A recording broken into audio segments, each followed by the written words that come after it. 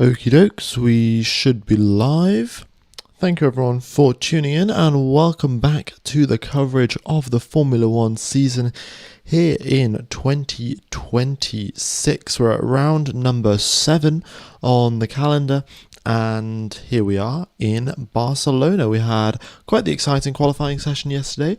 We have the race starting in just under an hour and yeah, it's going to be a two-stop race, which is going to make it pretty exciting indeed. Okay. Hello, folks. And yeah, I hope you're doing all right. So up on the screen, we have got the expected strategy that is, that we should be seeing today. And as you can see, it is looking like a two-stopper. Pirelli has a potential option for a three-stopper. However, I do think it is a little unlikely that we will get 3 stops from the drivers unless there is, of course, a late safety car. But yeah, it all depends now on track temperature, what the circuit conditions are looking like. Is there a lot of dust that's been blown over and things like that? But we have got strategy 1 being medium, hard. Strategy 2 being medium, hard, soft, and strategy 3 being soft, medium, hard. So 3 potentially different strategies, and well, we'll see what the teams decide to do.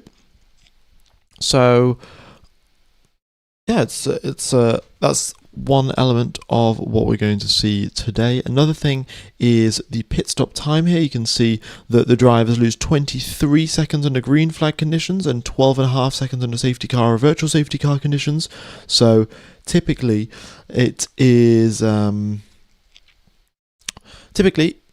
quite the long pit lane that we've got here in Barcelona that does result in 23 seconds of lost time rather than, say 18 seconds. But still, due to the extremely high tyre wear, the two-stop is the optimal strategy. And then we've got, of course, a 50% chance of a safety car, which can always mix things up and you save approximately 10 seconds or so by pitting during the safety car. Yeah.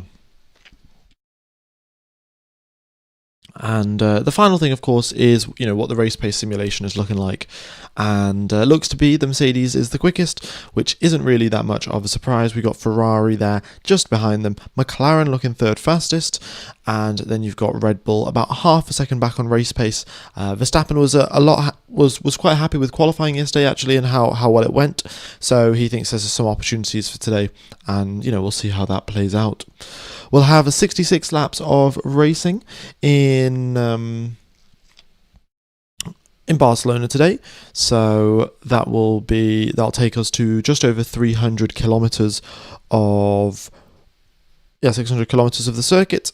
300 kilometers of the circuit, not 600, and that should be very, very good. All right, double Mercedes DNF at turn number 5. Last time it happened at turn number 4 in 2016. Let's see if they can make it to turn number 5 this time. But of course, they're not starting both at the front. Ferrari, of course, do have the still slight advantage of the race start. They are very good off the line. And the one thing that is very important here in Spain and in Barcelona is the drivers have a humongous run in from turn number 1. So you can see here, this is the start finish line, and your pole position slot is like just up here. Yeah, so this is where pole position lines up, and you've got at least 2/3 of the straight ahead of you from where pole position is. So you're spending probably upwards of, like, I'd say 10 seconds, maybe 10 seconds probably flat out off the start finish before you hit the brakes. So 8 to 10 seconds, very good opportunity there for Hamilton to look to the inside. Hamilton will have the inside line, Russell will have the outside line. So the drivers with odd numbers, they're going to have the clean side of the grid. The drivers with even numbers are going to have the dirty side of the grid. But they will, of course, have the inside line in towards turn number 1. So, there's advantages and disadvantages. And sometimes, in Barcelona, it isn't even the best position to be on the front row. Sometimes sitting in the second row and getting the slipstream and then going 4 wide, 3 wide in towards turn number 1 is the best way to do it. So we could very much see Antonelli or Norris coming in and, mixing things up. So that's going to be one of the big things to watch out for today, what the run in towards turn number 1 looks like. And, the rest of the lap, I'll go through that at some other point. Okay. Charles start the pit lane? I don't think so. I haven't seen any notifications or any news about that. Charles will start probably in 10th position, right? If he starts in the pit lane, he starts dead last. If he starts in 10th position, of course. So a big advantage compared to that. So Lewis made a mistake in his final Q3 lap, and he was ahead of the Ghost. Lifted too much in the last corner. Before the last corner, Lewis still ahead.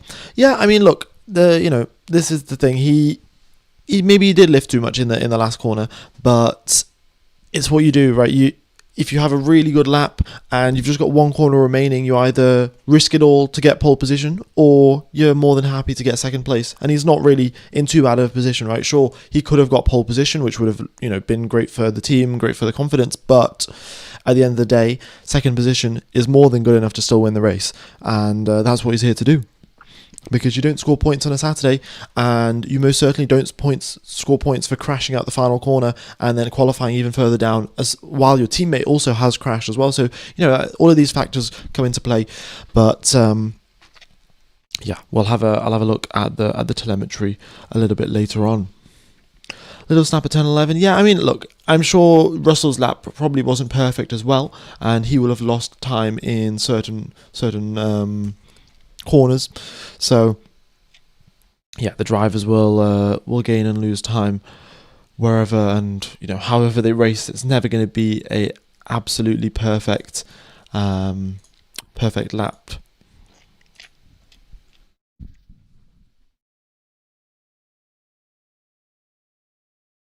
In fact, I'm just going to get the telemetry up on my second laptop, and I'm just going to double check what was the pace difference here. So Hamilton, just before he let's have a look.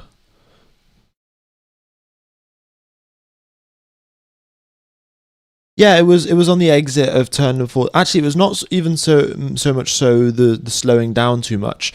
Hamilton did have a slightly lower minimum speed for turn number 14. George Russell's minimum speed was 253 kilometers per hour. Lewis Hamilton's was 250. So not the biggest of differences, but his acceleration coming out the final corner was nowhere near as quick as Russell's, and I think that's purely down to sort of the battery deployment sort of things that we have in Formula One. And yeah, Hamilton was in, by the looks of it, Hamilton was in 7th gear going through turn number 14, whereas George Russell was in 6th gear, and potentially that led to him getting better acceleration through these corners. Oh yeah, better acceleration out of the corner. So it's always a difficult one. What else was I going to say? Oh yeah, this is the other thing. If I put up the championship standings up on the screen for you folks, here we go. So these are the championship standings, and as you can see, we've got Kimi Antonelli way up in the lead, 156 points to his name. Lewis Hamilton there, 90 points to his name in second position. George Russell in third position with 88 points. Charles Leclerc with 75, and then you've got a big sort of step back to both McLaren drivers who are on 58, in fact. So what I did want to say in this regard was, if Ferrari's pace is real, right? So this is if it turns out to be that the 8 upgrades that they brought this weekend actually are, really good performance upgrades, and this pace is going to be consistent throughout towards the end of the season. And of course, you've got to remember that Ferrari still have the opportunity to upgrade their engine significantly, whereas Mercedes, Mercedes also do have the option. So both teams have the option to upgrade the engines. Both teams have the options to upgrade their cars, but if their pace is real and this is representative of what the remainder of the season could be like, I think we all know that Russell is still in with a shot of the world title, and that could still mean that Lewis and Charles Leclerc also are in with a potential shot at the title. Now, of course, this is very, very early stages. We don't know if this Ferrari pace is a one-off or if it's not, but Barcelona tends to be one of the circuits where if your car is good here, you're typically very good at all of the other Formula One season. That's part of the reason why preseason testing was held here before we used to preseason test at Bahrain. It was all in Barcelona, and the reason for that is it's quite a good circuit in terms of a mixture of corners. It's very representative of the Formula One calendar as a whole on from the long straights that you've got from turn 14 in towards turn number 1, similar to Monza, and then the loads of high-speed corners like you have in Saudi Arabia. So it's a good mix, right? So there is potential. It's a little bit early to say, but who knows? All right. We should get the... we've got the actual data has just come through, so give me a sec.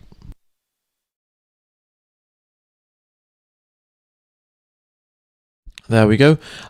So we've got the positions lined up there on the screen for you. We'll have the drivers coming out doing their reconnaissance laps soon enough. And just a quick look at the Constructors' title there. You can see that Mercedes by and far ahead, Ferrari second fastest, McLaren in third, Red Bull in fourth, which is very representative of what you see on the circuit right now. Or from qualifying yesterday.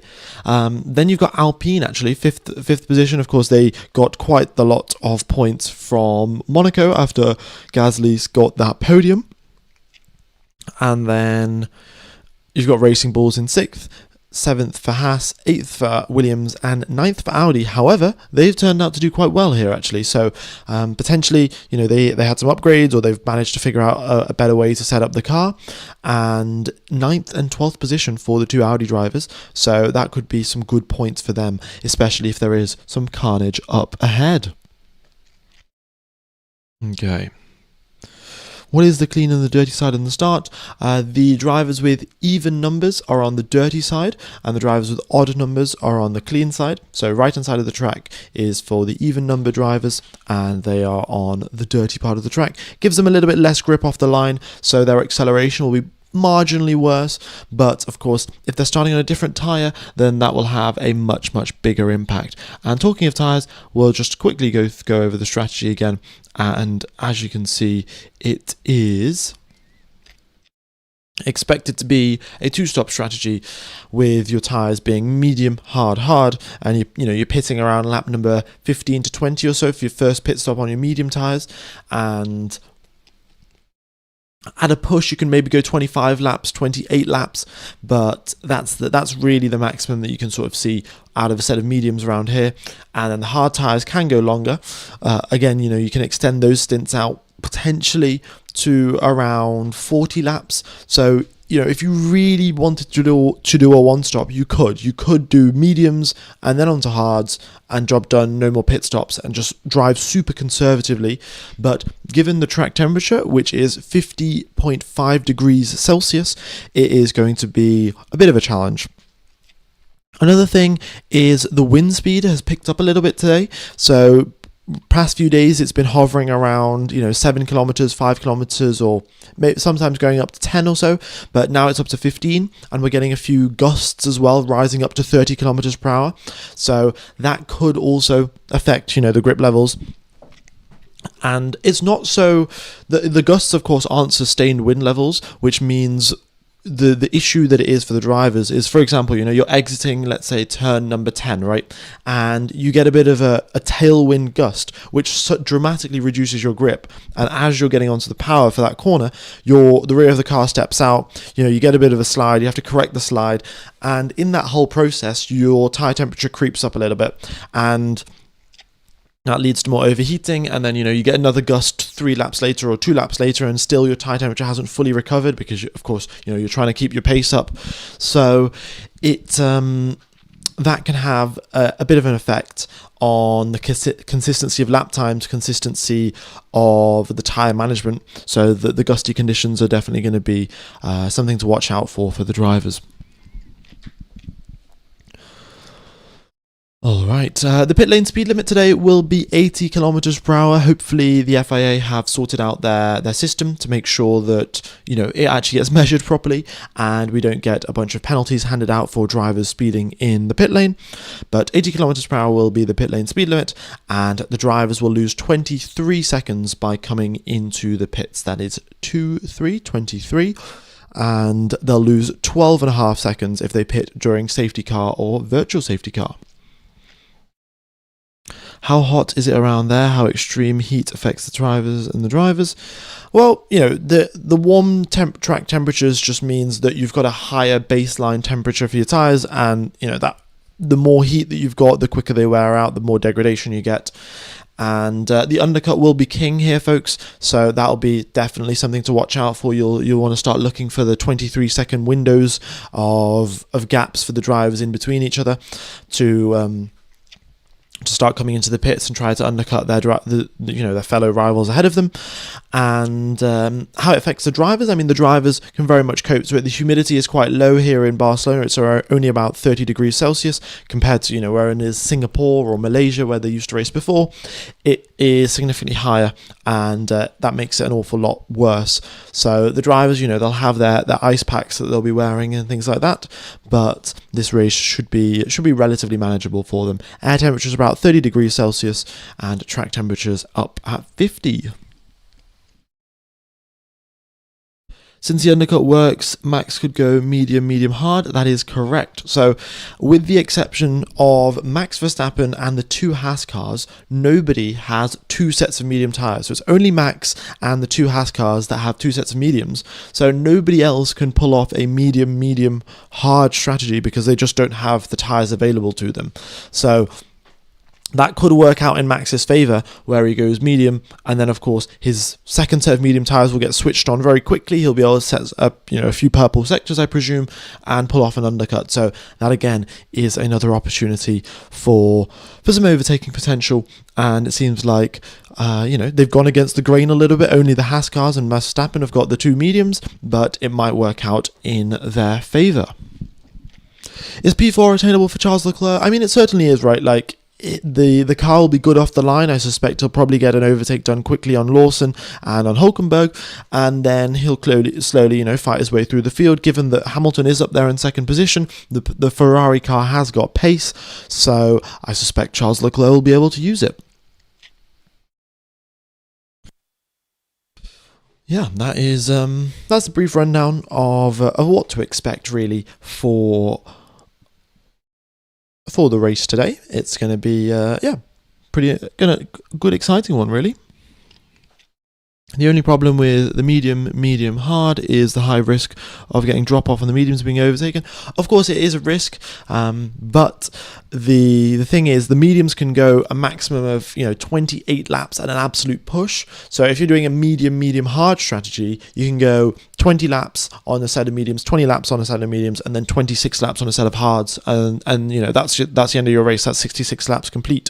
So you're not running that close to the borderline of the drop-off range, which means that it is very much a viable strategy. And Max might gain a free maybe 5 seconds worth of race time, 5 seconds, 10 seconds worth of race time, because he's on the quicker strategy with the tires that are available to him.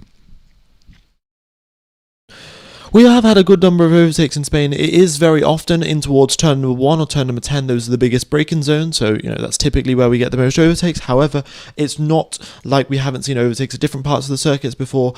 Typically, if a driver gets overtaken in towards turn number 1, they have the opportunity to fight it back through turns 2, 3, and then send a dive bomb in towards 4. And if they do continue battling through 4, then it can continue on through turn number 5 as well. It normally settles down through turns number 7 and 8 because that part of the circuit is very much single file. Otherwise, you're compromising way too much time, and the drivers behind you will catch up. But we have for sure seen battles all the way through the first sector, really. Who do I think is going to be leading after turn number one? I'm going to say Lewis Hamilton, purely for the fact that the drivers have nearly 2/3 of the racetrack, 2/3 of the start-finish straight ahead of them from the starting grid, which means that you have a longer opportunity for the Ferrari power unit to really kick in off the line, which we know that they've already got the advantage on, and breeze past and sail past the Mercedes of George Russell.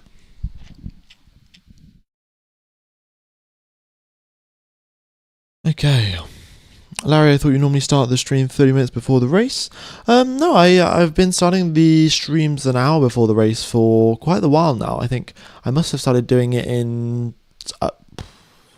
maybe halfway through 2025, maybe even before that.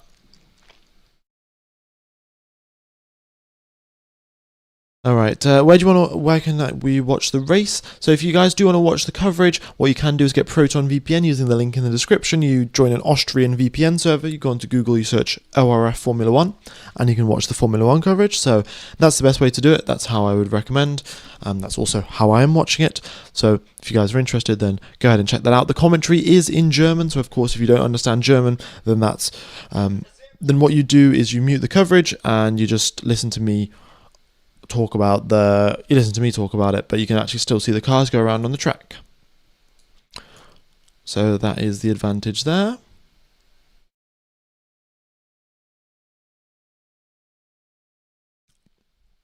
Okay. The drivers are doing some reconnaissance laps right now, so they're just driving around, coming out of the garage, doing a few laps, getting a feel for the conditions, what they like today, have they changed much from yesterday, and then they'll line themselves up on the starting grid. Yeah. But, big crash there for Charles Leclerc at the end of qualifying, which, of course, wasn't ideal, but damaged only the front of his car, so the gearbox, the power unit, the battery, all of that is all fine, and there should not be too many issues in that regard. And he'll just pop on a new front nose cone, new front suspension, and he'll be good to go.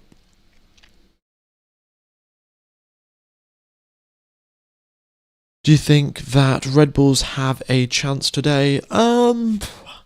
Potentially for a podium if Max's pace is looking really good, but I do think it is going to be a tough one for the Red Bulls, just given that the McLaren seem to have the upper hand in terms of being the third fastest team. Fun fact, in the 1999 Spanish Grand Prix, there's only one on-track overtake. Oh, well, things have significantly improved. We've got rid of the chicane that we had in the past here in Barcelona, so now the final corner is nice and free and flowing, and that significantly helped the overtaking opportunities coming down the start-finish straight.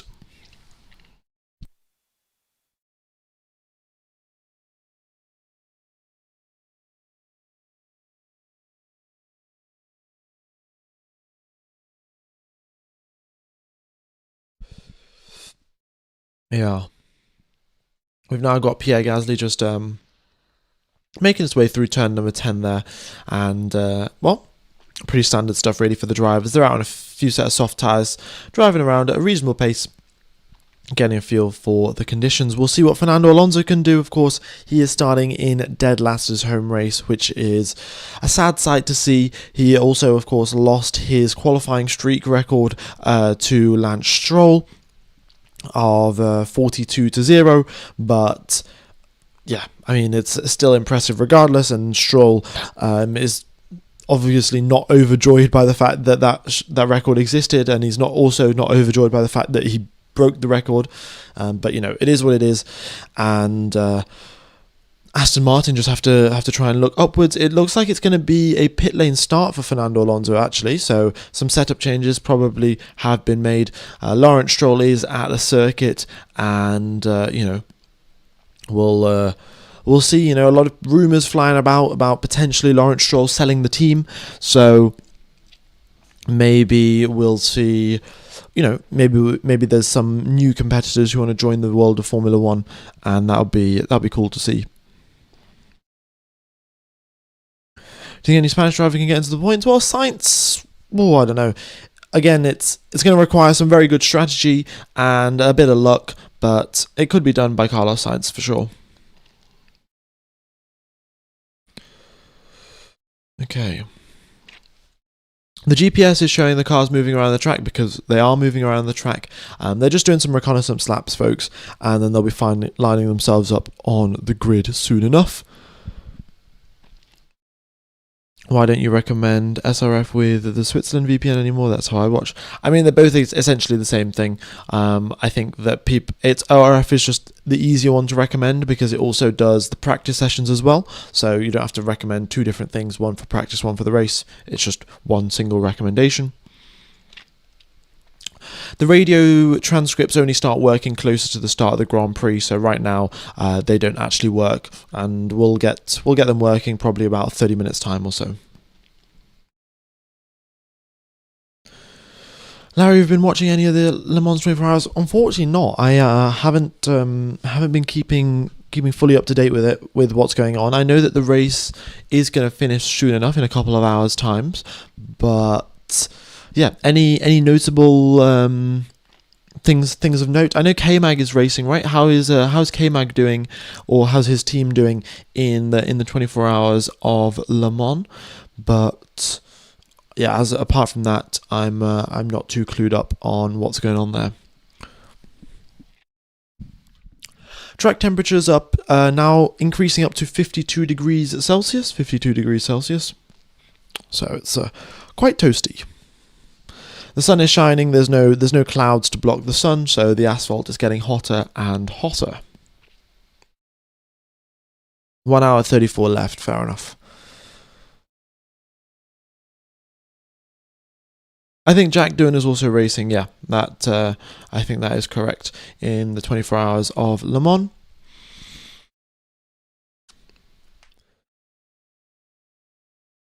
"16 ex-Formula 1 drivers. Oh, really?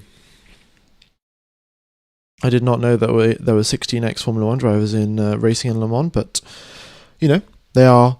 If you've made it to Formula 1, you're probably pretty damn good, and hence you could find yourself in the World Endurance Championship. Right. What I will do now is take you through a lap of the circuit. So here we go, coming down the start-finish straight here. The drivers will be hitting 330 kilometers per hour without a tow, and then with a tow and a bit of overtake mode, I'm sure they'll hit even more. You hit the brakes here around the 70-meter mark, just before the 50 board, just after the 100, and your big aim is to widen out your entry in towards the corner as much as possible. So you've got to go as much to the left-hand side as you can. The curbs do provide sufficient braking area, so you can go pretty wide.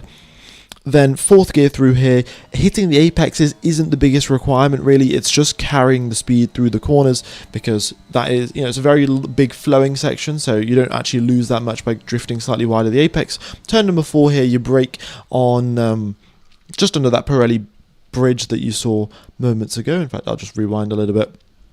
So in real life, it's they've got some Aramco advertising there, but you brake under the bridge, and fourth gear, slowly get onto the power. Of course, don't crash like Charles Leclerc did.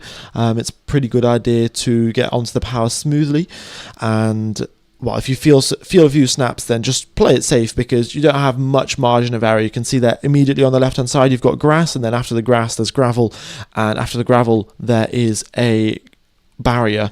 So you've got to be pretty careful there. No room for error. Downhill braking for turn number 5. That's the slowest corner on the circuit, and you're going through there in third gear, so it's a relatively high speed even then compared to some of the other corners that we've got in the season. Turn number 9, a little lift here. Your drivers will probably go 50% throttle, especially during when they're doing the tyre conservations. You're going to see them doing much bigger lifts through there, just to reduce the load on the front left, because yeah, that's where the turn number 9 and turn number 3 and turn number 14, those are the worst offenders for tyre wear, and because they're the worst offenders, there's also the biggest opportunities to save your tyres. So if you go slightly cautious through 14, slightly cautious through turn number 9, that is, again, a good opportunity for you to not put too much degradation through your tyres. Then in towards turn number 10, very deep into the braking zone here. The camber of the circuit does help you around, so it really sort of rotates you through that corner, and you don't really need to worry about drifting too wide there. Turn number 12 is an endless corner. It just goes on and on and on, but your aim is just to slowly creep onto the power as you make your way then through turns number 13, and then a little lift for turn number 14, and well, then you put your foot flat to the floor and do it all over again. It'll be a total of 66 laps to do here in Barcelona today. And the pit lane exit has just been closed, so just to confirm, Fernando Alonso will be starting in the pits. He will have a slightly modified setup from yesterday. Clearly he wasn't too happy with the car. Everyone else will be starting in their grid positions as listed on the screen, and we have got the drivers with odd numbers starting on the left hand side of the grid, drivers with even numbers starting on the right hand side of the grid, and the right hand side is the dirty side, the left hand side is the clean side, but the tyres will have a much larger impact on your race start rather than your, which side of the grid you're on. So alright, we got Mick Schumacher, Paul di Resta, Kevin Magnussen, Will Stevens, Sebastian Bourdais. Okay, we got quite a lot. Robert Kubica, Antonio Giovinazzi. A lot of Formula One drivers in Le Mans. Good to see. Cheers, buddy. Brendan Hartley as well. Stoffel Van Dorn, Sebastian Buemi. Yeah, it's quite the big list.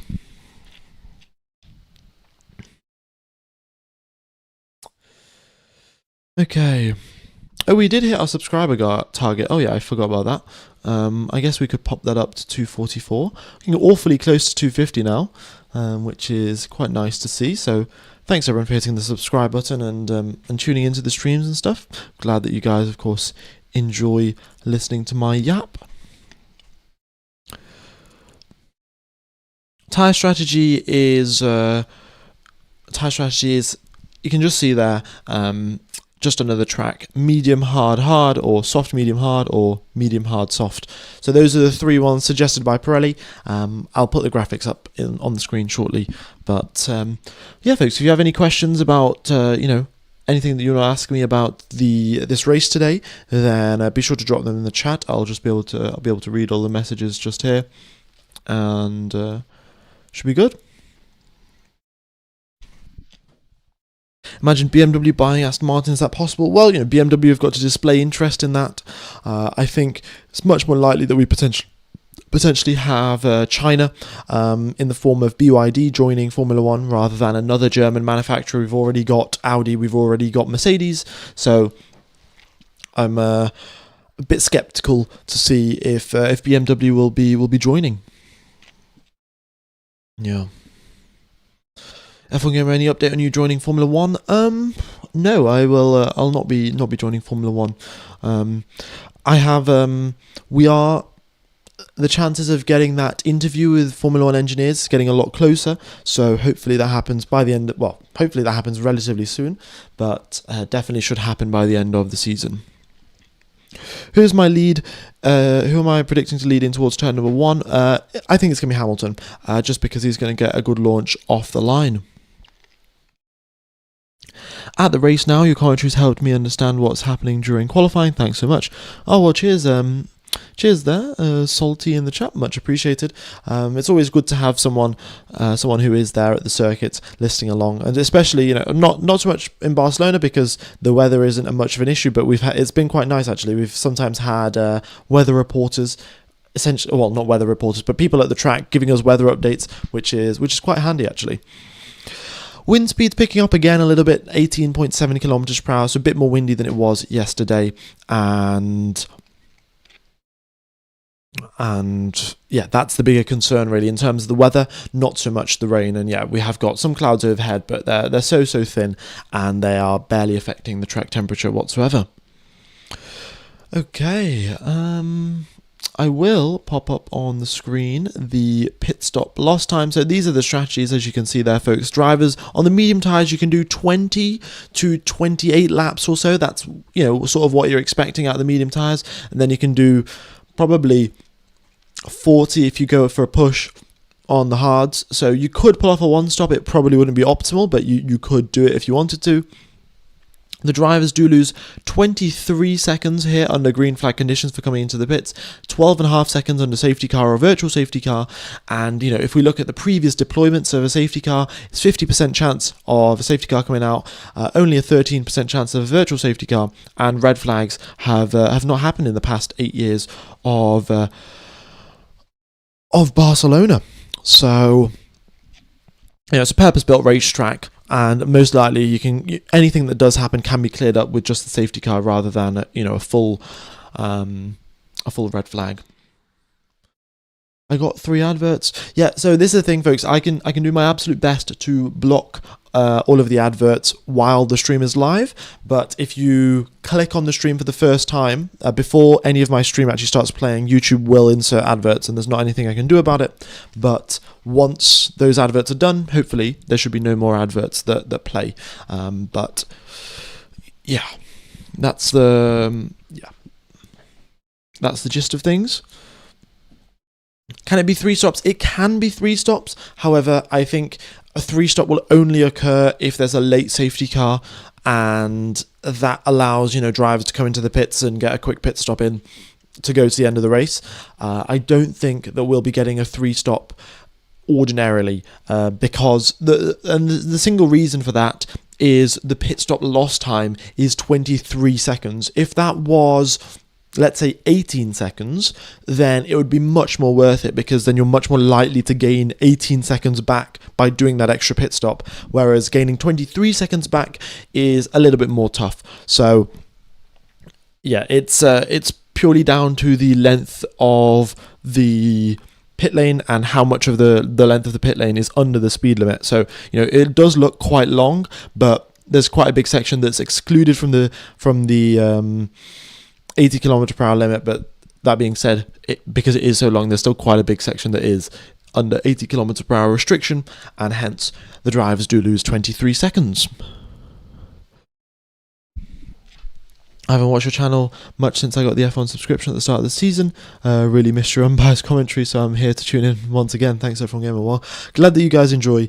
And yeah, I do my best to be unbiased, and I always do get blamed by quite a lot of fans that I'm biased against their driver or biased towards their driver. But it's always, if you're getting pointed out by Russell fans, Antonelli fans, Hamilton fans, Verstappen fans, all for being biased against the driver, I presume I'm doing a reasonably good job of being unbiased. Whereas if I was just being said by, I don't know, like Hadjar fans, for example, that I'm really biased against Hadjar, then that maybe there is some biasness there. But I'll do my best.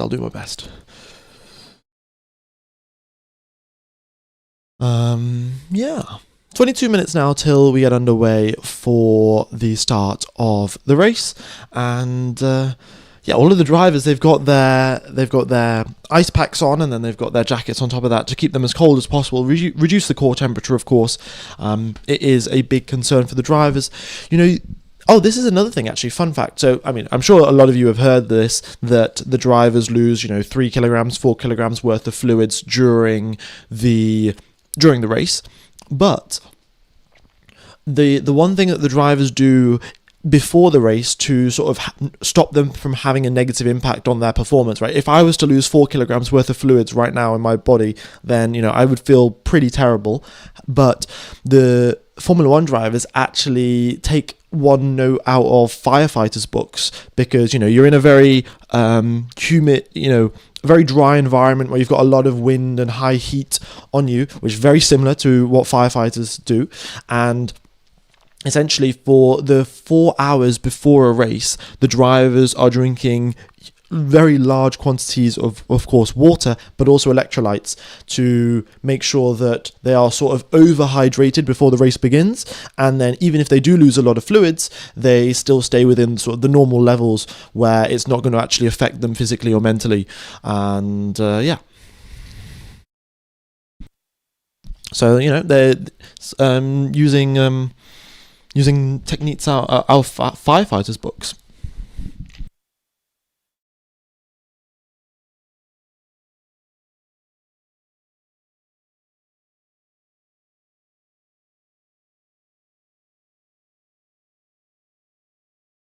Okay. Well, what if they have to pee? Well, typically they just sweat it out. But yeah, sometimes the drivers have have to pee in the car. Hey F1 Gamer, use the Proton VPN code. Apologies if you've got the question again, but can I ask what to search for the Austrian server? So once you've connected to the Austrian server, it's ORF, so O for Oscar, R for Race, F for Ferrari, and then Formula One. And it should be on ORF channel number 1 or something like that. Yeah. Okie dokes. People haven't talked about the McLaren's long runs. They're a real treat. Yeah, I mean, the long runs were looking, relatively competitive. But if we do look at wrong button. If we do look at what the numbers were showing, they're relatively close to the Ferraris, but still about 2/10 off the Mercs. So it's still, there's still a bit of margin there for the McLarens to improve. They will have, of course, tweaked the setup overnight from FP2 to FP3, and this data has been taken from FP2. So there's still, of course, room for improvement there for the McLarens to get close to the Mercedes. But in theory, at least, it seems like the Mercedes are the fastest, but in theory and in reality are wildly, wildly different things, especially in the world of Formula One. So, if you've got Lewis Hamilton who takes the lead in towards turn number 1 and blocks both of the Mercedes behind them, then who knows what Lando Norris can do and what overtakes he can pull off. And same thing for Piastri, right? Like, on paper, the McLarens are quicker than the Red Bulls, so it should be relatively straightforward for Piastri to just dispatch of both Hadjar and Verstappen.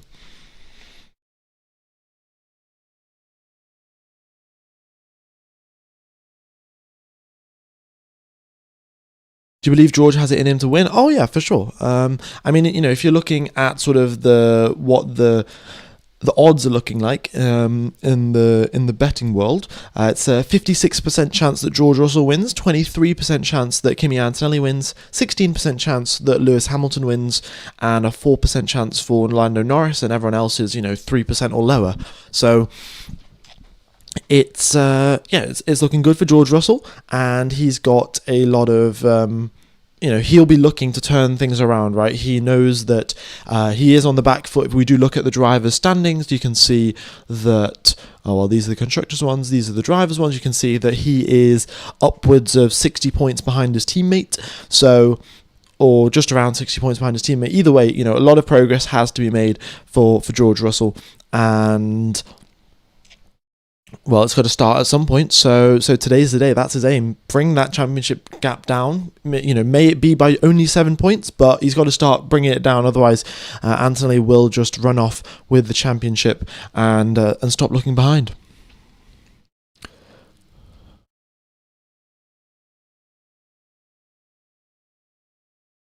Okay.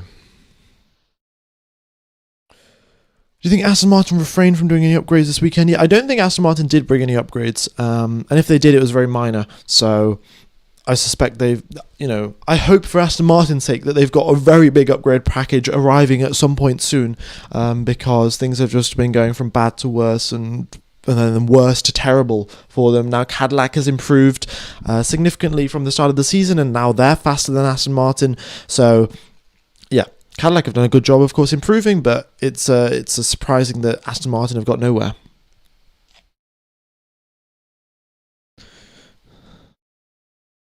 If Ferrari gain an advantage after ADUO, looking at the current performance, does Hamilton have a chance at the World Drivers' Championship? Yeah, I mean, I said that just at the start of the stream, so probably not everyone was here, but there is a potential opportunity, right? If this pace is real, and the reason why I say if this pace is real is because Barcelona is a very representative circuit across the whole season. So, if you do see some team doing well here in Barcelona, it's typically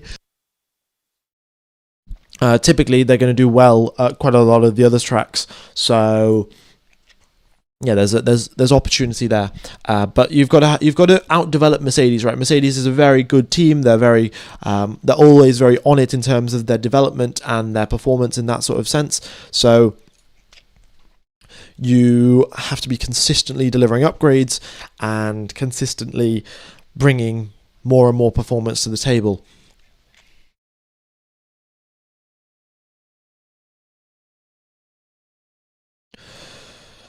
Will Mercedes crash? It's well, look. I think if they have an extended battle, I think, okay, let's say if Kimi Antonelli and George Russell battle for more than 5 laps, then I think there'll be some form of contact at a minimum. That is my prediction.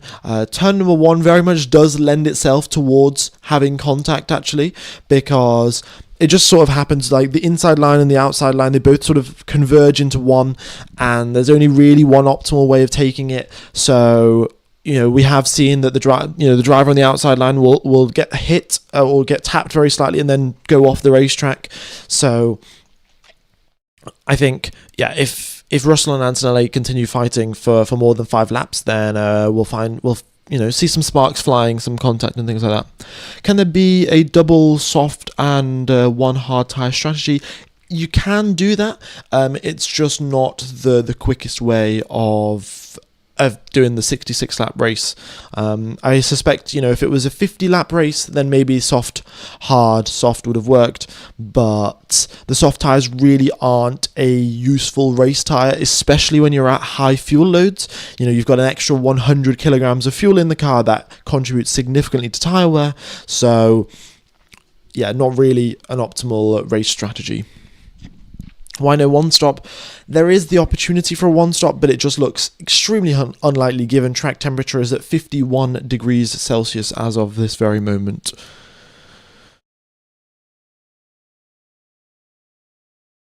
Yeah.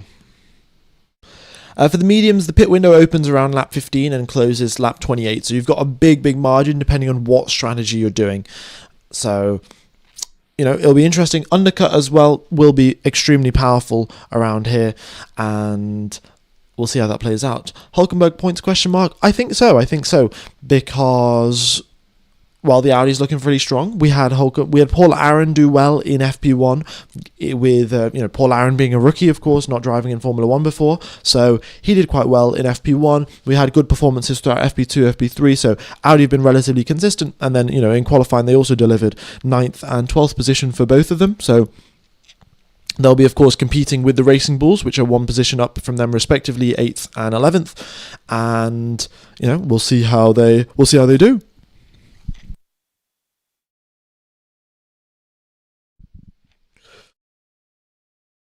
Okay. Hamilton first win with Ferrari, but potentially, it is. It's definitely on the cards. I can tell you that one. It's very much like 2016, right? In 2016, we had Lewis Hamilton and Nico Rosberg, both with the Mercedes, very sort of focused on getting the championship, and they were totally locked into that. And then you had Seb Vettel at the Ferrari, messing around in press conferences, playing silly games and things like that, being like, "Oh, guys, just slow down a little bit so we can catch you." And look how the tables have turned. Hamilton has moved from Mercedes to Ferrari and is sort of in the position that Seb Vettel was. And now we've got Russell and Antonelli in the two serious Mercedes drivers that are both trying to go for the title.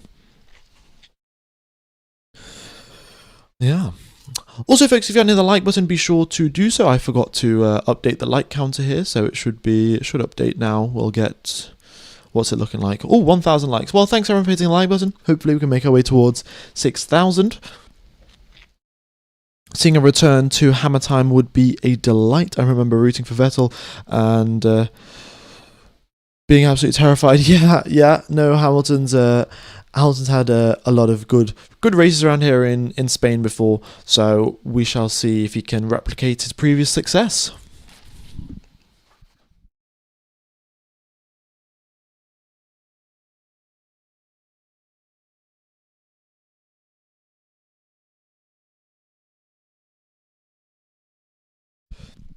At F1 Gamer, would Ferrari be able to keep a Merc behind for the whole race? If Lewis gets P1, defending would be hard given the speed on the straights. Yeah, it would be difficult for sure. Spain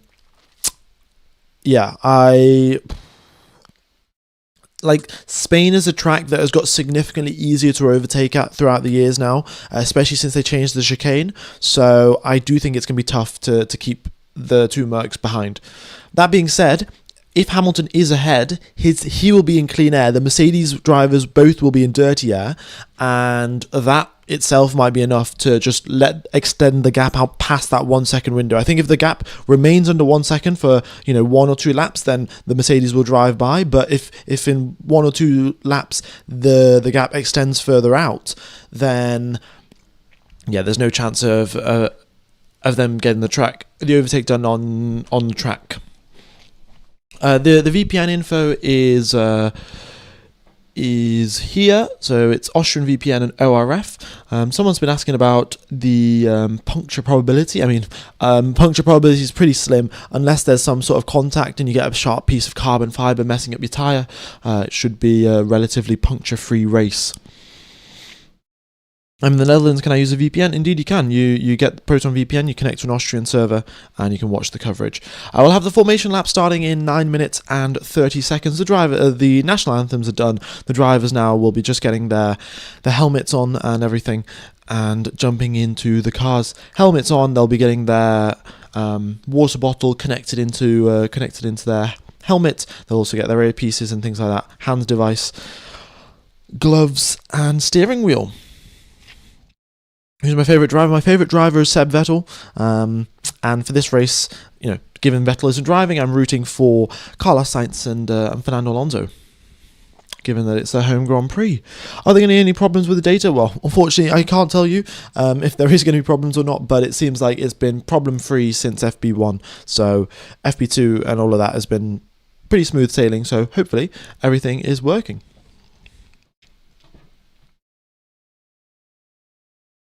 All right.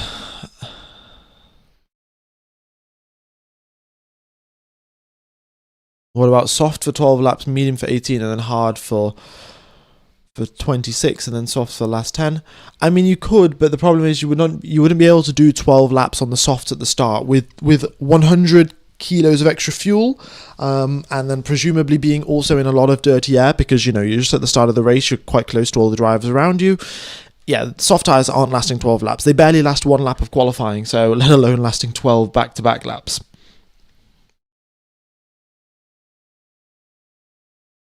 Okay. Do they have normal water or some complex solution in their drinks? They'll probably have some electrolyte solution. It won't it won't be straight up water most likely. Yeah. All right, we got some team radios coming through here from Esteban Ocon. I can hear you, but it's very crookedly. I think it's very crackly. I think that's what he's probably trying to say. But there we go. I think I might make my webcam tiny and just stick it up here, so you guys can read the team radios properly. But to be honest, my face doesn't really matter, does it? It doesn't really contribute all that much to the commentary. So, who do I have winning the World Cup?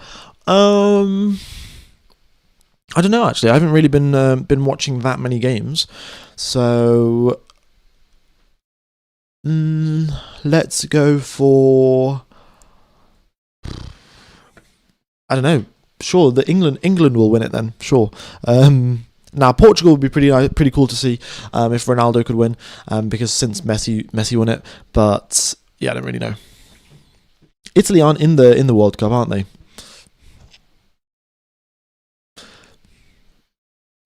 Isam Maruf, thanks for the donation there. Which team overperformed and which team underperformed after 6 races? I would definitely say overperformed would be Alpine in terms of, the amount of points that they've scored in the first 6 races is pretty large. Let's just get those standings up on the screen there. You can see Alpine are currently 5th in the constructors, right, just behind Red Bull. So Alpine have definitely overperformed, and Aston Martin are the very clear, easy ones to say that they've underperformed.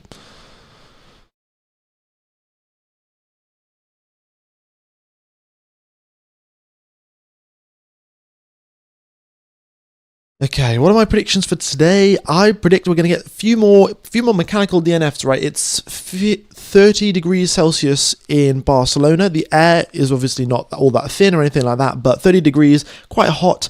I suspect that we're going to have a few more problems with the power units. And track temperature now at 50 degrees Celsius. I mean, it's just been hovering between 49 and 52. That's just been, it's been moving up and down a little bit. What about medium, hard, medium? The problem with doing the medium, hard, medium strategy is that nobody with the exception of Verstappen and both Haas drivers have two sets of medium tyres. Everyone else only has a singular set of mediums and two sets of hards, and that's why the initial strategy will always be medium, hard, hard. But for Max Verstappen and for the two Haas drivers, they can do the medium, hard, medium strategy, and that will probably work out better for them. Bad boy for 44.95. Thanks for the donation. Thanks, bro. I got to watch the race. Good luck with your studies. Much appreciated. And yeah, my studies. In fact, they finished last week. I have completed my mechanical engineering degree, so very pleased with that one. And got a nice summer break before I start working in September. All right, we have now got the data coming through. So we've got the race data here. Let me get rid of the chat, and you can see that we have got a mix of tyre choices here, right? So we've got Hamilton starting on the soft tyres. All right, so Hamilton definitely is going to be leading in towards turn number one, surely. You've got Verstappen also going for the risky strategy here, starting on the soft. Hülkenberg opting for the same thing, soft tyres for him off the start. Same thing for Colapinto. And then we've got Sainz and Ocon also on softs. Then we've got Perez, Stroll and Alonso on hards, and everyone else is on the medium tyres. Alonso is starting. He's just going to start from the pit lane. He's got some setup changes that he made with the car because he wasn't too happy with how it was driving yesterday. So he's starting from the pits, but you know, he's going to start last anyway, so there's not that much of a difference. So Verstappen starting on the soft tyres, so he could potentially do soft, medium, hard for his strategy. He could do soft, medium, medium, depending on what the tyre wear is looking like. Gives him a few options there. Lewis Hamilton will almost be certainly locked into either a soft, hard, hard strategy or a soft, medium, hard strategy, given that, you know, he's starting the race on the softs. The pit window for the softs will be very, very early, so I will just put that up on the screen again for you guys. Here you go. So you can see that the soft tyres, the drivers will pit between lap number 12 and lap number 18. So early pit stops will be coming through. And a quick reminder, the drivers lose 23 seconds by coming into the pit lane and changing their tyres. So they'll drop 23 seconds back. They need a bit of a gap in the traffic to make sure that they can pull off the undercut strategy.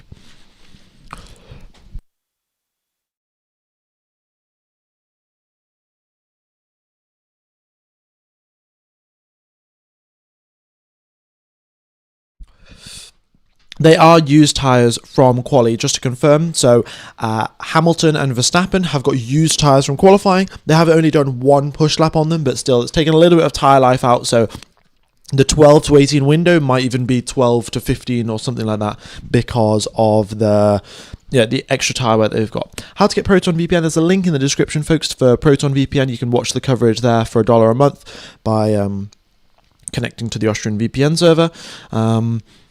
But yes, we have the formation lap starting in 2 minutes time, folks. 2 minutes time.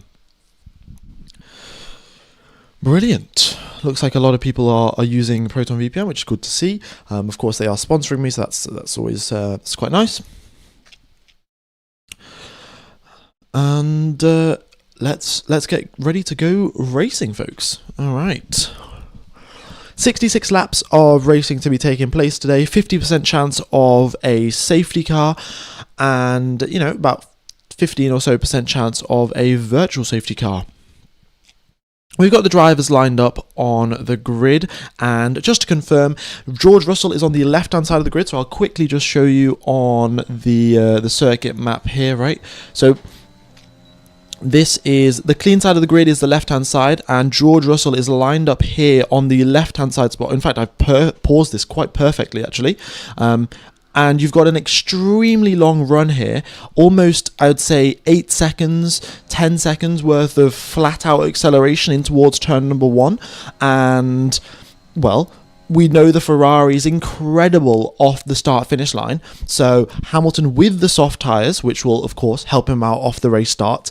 And then just, you know, the incredible launch of the Ferrari should mean that he is going to have the inside line in towards turn number 1, and George Russell might lose the position already by default before the race has even started. So it's interesting to see how this will play out for the drivers here. We've got the engineers and everything moving over to the side, the mechanics with the tyre warmers, all of the cars now lined up on their grid positions, and we've got the countdown just ticking down now. So the formation lap is just about to get underway. George Russell there will be leading from the front, and yeah, let me get rid of this countdown timer. Countdown timer has hit 0.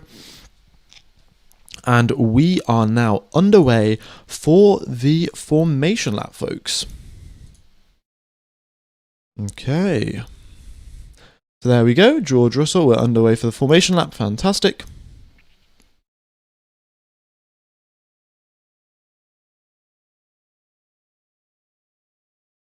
Okie dokes. And yeah, he's making his way down through turn number 1.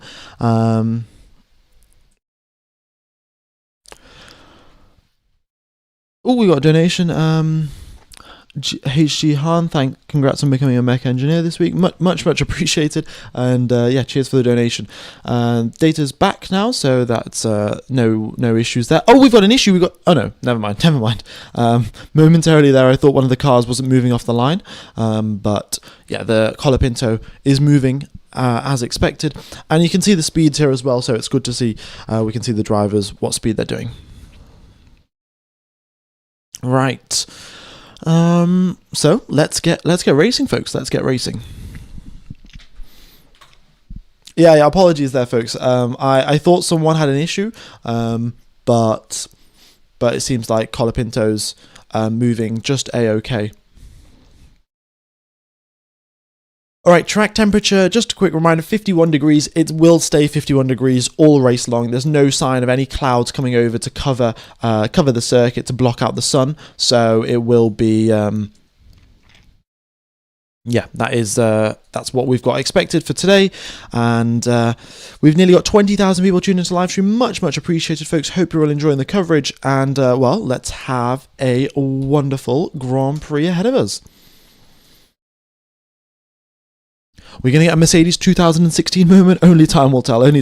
But the formation lap, everyone's weaving around, getting those tyres up to temperature, getting those brakes up to temperature, most likely probably not overheating them. That's the big concern as of right now, because it's quite toasty and quite hot, which means they, of course, don't want to start off the race with some overheating tyres.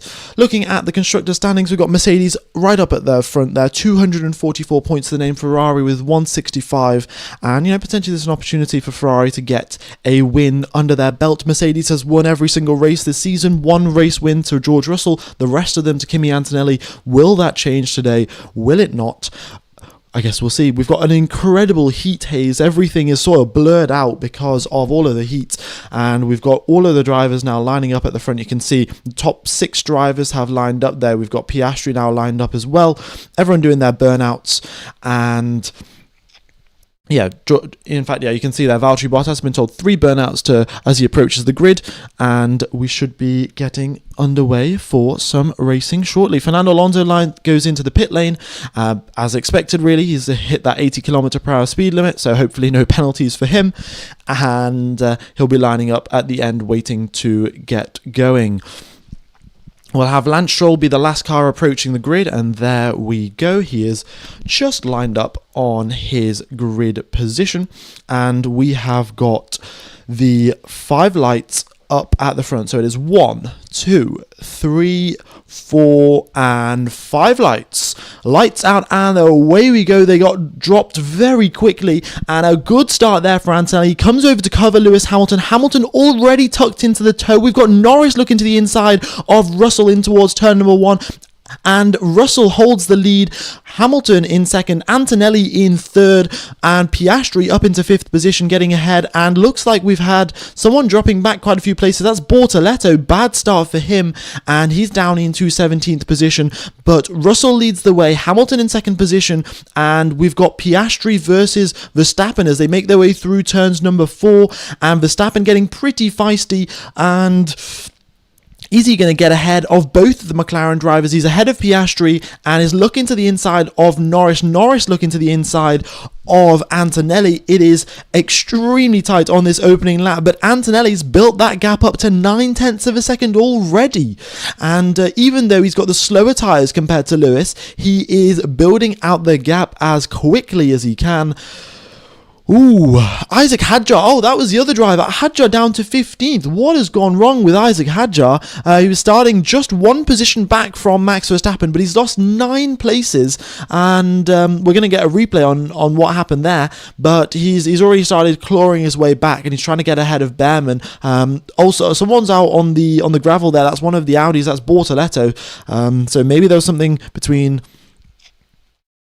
Yeah, maybe there was something going on there. Hadjar gets ahead of Behrman as he goes on to the start-finish straight. Okay, so that's been the opening lap, folks. Thanks everyone for tuning in. Hope you're all enjoying. And we've got the two Hasses squabbling away, actually. Oh, that was very close there between Ocon and Behrman, but Ocon makes it through, and he's got a history of not being the kindest teammate kindest teammate, and it looks like that's turned out to be true again today. He gets ahead of Behrman on the opening lap. Well, I guess on the second lap. Overtake mode has been enabled, but George Russell has extended that gap out to 1.7 seconds. Yeah, I think I've made the mistake a few times of calling the Mercedes in the lead Kimi Antonelli instead of George Russell. Yeah, it's just been a habit, I guess, for the past 5 races. Antonelli's been destroying the field, but no, it's George Russell who is 1.7 seconds up, and not Kimi Antonelli, who is currently about to drop out of the overtake window of Lewis Hamilton.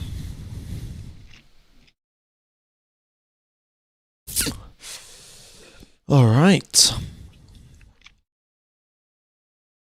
We got purple first sector there from Max Verstappen. He's going to do his best to, stay close to Lando Norris and see if he can pull off an overtake there. But it's a fastest lap of the race there from George Russell. He's about 0.2 up on Hamilton's time and half a second up on his teammate's time. And Isaac Hadjar now making swift progress up the field. Sainz going to defend, actually. 13th position for Sainz. Highest position he's been all weekend long. And he's defending against Isaac Hadjar as they make their way through turn number 3. And Hadjar goes round the outside. What a move through turn number 3. Long way around, says thank you very much. See you later, buddy. And Isaac Hadjar up into P13. Okay, we've got a battle going on between Liam Lawson and Nico Hülkenberg, who is a quarter of a second back, and Liam Lawson's defending quite aggressively here, but Hülkenberg's on the quicker tyres, and we have got an incident noted for leaving the track and gaining an advantage for Nico Hülkenberg, so hopefully he doesn't get any sort of penalty there, and we can continue racing penalty-free. Lindblad has also been noted for leaving the track and gaining an advantage.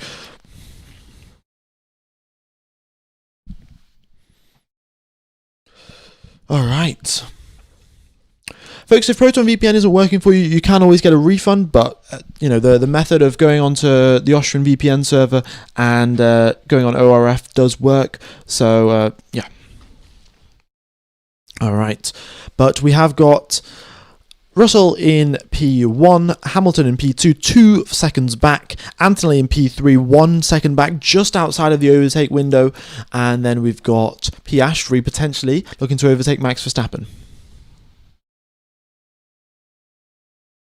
Lewis is on the soft tyres. He wanted a better launch off the line, which he got an alright launch off the line, but it just wasn't enough to get ahead of Russell in towards turn number 1, so... Yeah, there's not much that happened there. Of course, the race strategy, the race procedure at the start of the race to build up those revs has been, of course, modified to sort of disfavor Ferrari or reduce their advantage. So it's obviously not ideal, but yeah, Hamilton has to settle for second position on those softs.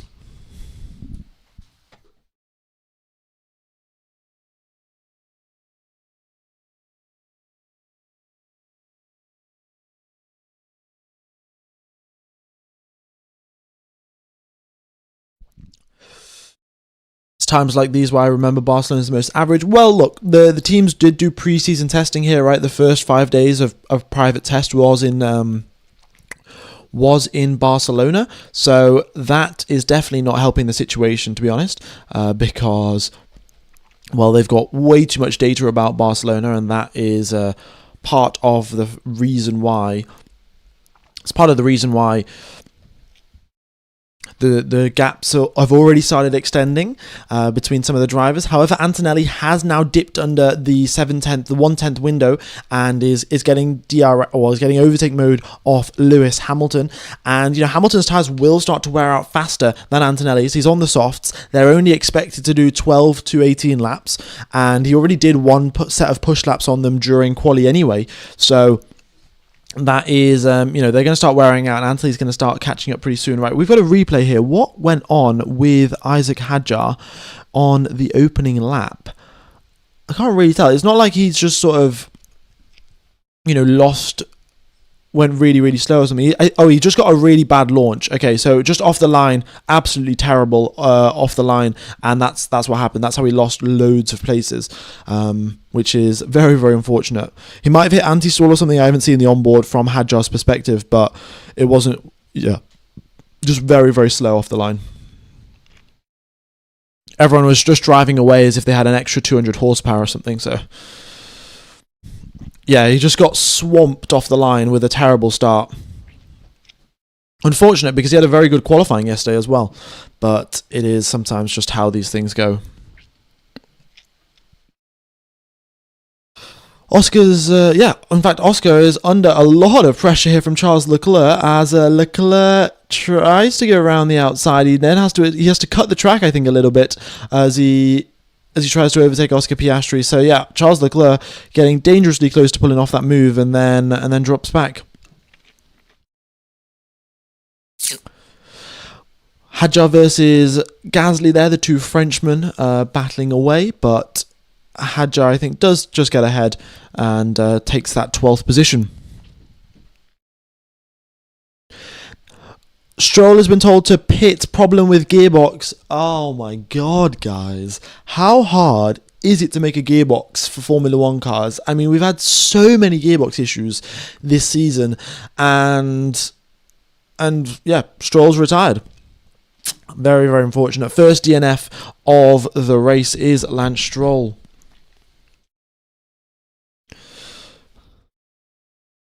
Russell now 2.8 seconds out. So in the space of 7 laps, he's built a 2.8 second gap. So that's 4/10 per second. 4/10 per lap, sorry, not 4/10 per second. 4/10 per lap he is pulling out on Lewis Hamilton at this very moment.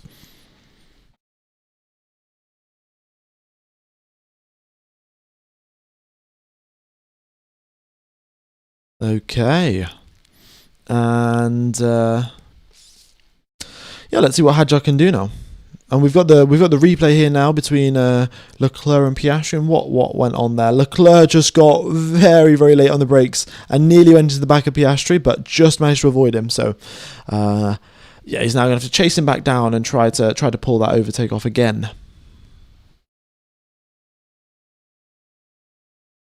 I almost feel bad for Stroll at this point. Yeah, I mean, rightfully so. It's a bit of a bad situation, I guess. Spend all of this time developing a car for it to just DNF 6 laps into the race. All right, Hadjar gets ahead of Colapinto. Swift progress, I've got to say, from Isaac Hadjar. Overtake after overtake, he's just been making them relentlessly. So good job, really, from him. And Charles Leclerc is now closing in again to the back of Oscar Piastri. So this is some pretty real pace here from the Ferrari team. And it wasn't just a one-off thing that Leclerc got close. He dropped back after making a mistake and then has closed back up again. So I think, maybe one more lap, give it, and Leclerc is going to be trying to overtake Piastri. In fact, he might just be trying to overtake him as they go down the straight here. Charles Leclerc with a 16 km/h speed advantage as they blast their way down in the straight, and in towards turn number 1 they go. Charles Leclerc is right on Piastri's tail, and in fact Piastri has to go defensive to stay ahead. Very, very fine margins, and Leclerc tries it round the outside and in fact pulls it off. He pulls it off round the outside of turn number 3. What a move. And in towards 4, he goes he goes deep in towards turn number 4. Doesn't crash like he did in quali yesterday, and that is overtake complete for Charles Leclerc up into 6th position. Very nice. Next up on his overtaking list is going to be Max Verstappen on rapidly degrading soft tyres. Same thing for Lewis Hamilton. Those softs are wearing out at a rate of knots, and they're going to be coming into the pits very, very soon. The soft tyres just not an optimal race tyre. They were good off the line, maybe, but yeah, race tyre not so amazing.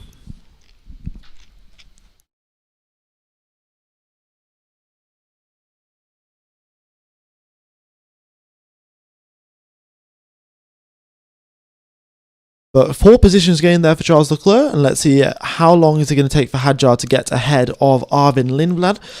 It is, the gap right now is half a second as they come out of turn number 14. Very good launch off the final corner. And as they go down in towards turn number 1, what's it going to be? Lindblad goes defensive, Hadjar around the outside, and Hadjar has to bail out of that one. Very, very close there. And that gap, well, yeah, he's just got the door shut on him, and Hadjar's now got to close that gap right back up. And we've got the two Alpines battling away, Colapinto and Gasly getting very close to each other.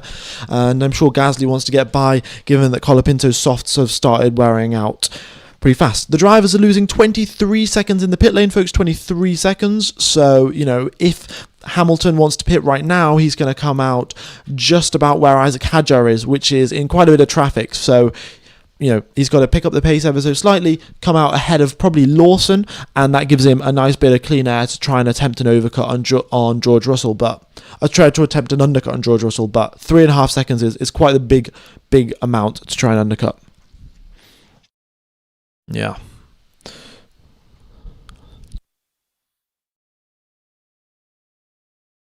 Okay.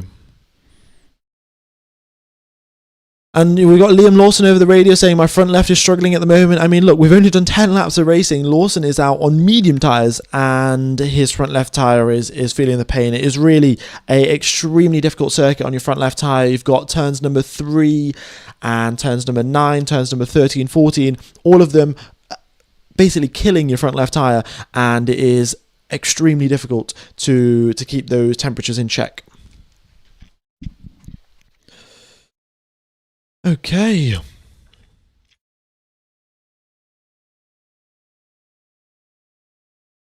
Thanks everyone for tuning in. By the way, if you haven't hit the like button, be sure to do so. Would be much appreciated. We got Lindblad finally getting overtaken by Hadjar. Well, not really finally, but Hadjar does get past, and Lindblad settles into 11th position. We got Alonso briefly attempting to overtake Valtteri Bottas. They're having a nice battle for last position, but yeah, Alonso has to live to fight another day. Track temp is 51 degrees Celsius, which is explaining all of the tyre problems that the drivers are having. Alex Albon has been noted for a starting procedure infringement, so I'm not sure exactly what that's referring to, but you know, potentially some sort of problem there for Alex Albon at the race start. Junior team giving way to the senior team? No, they don't really do that. So Lindblad, like they don't do that officially, at least, right? Lindblad knows that if he blocks Isaac Hadjar too much, the team won't be happy with him. But yeah, then the team won't officially say, "Oh, let Isaac Hadjar go by." They're never going to say that.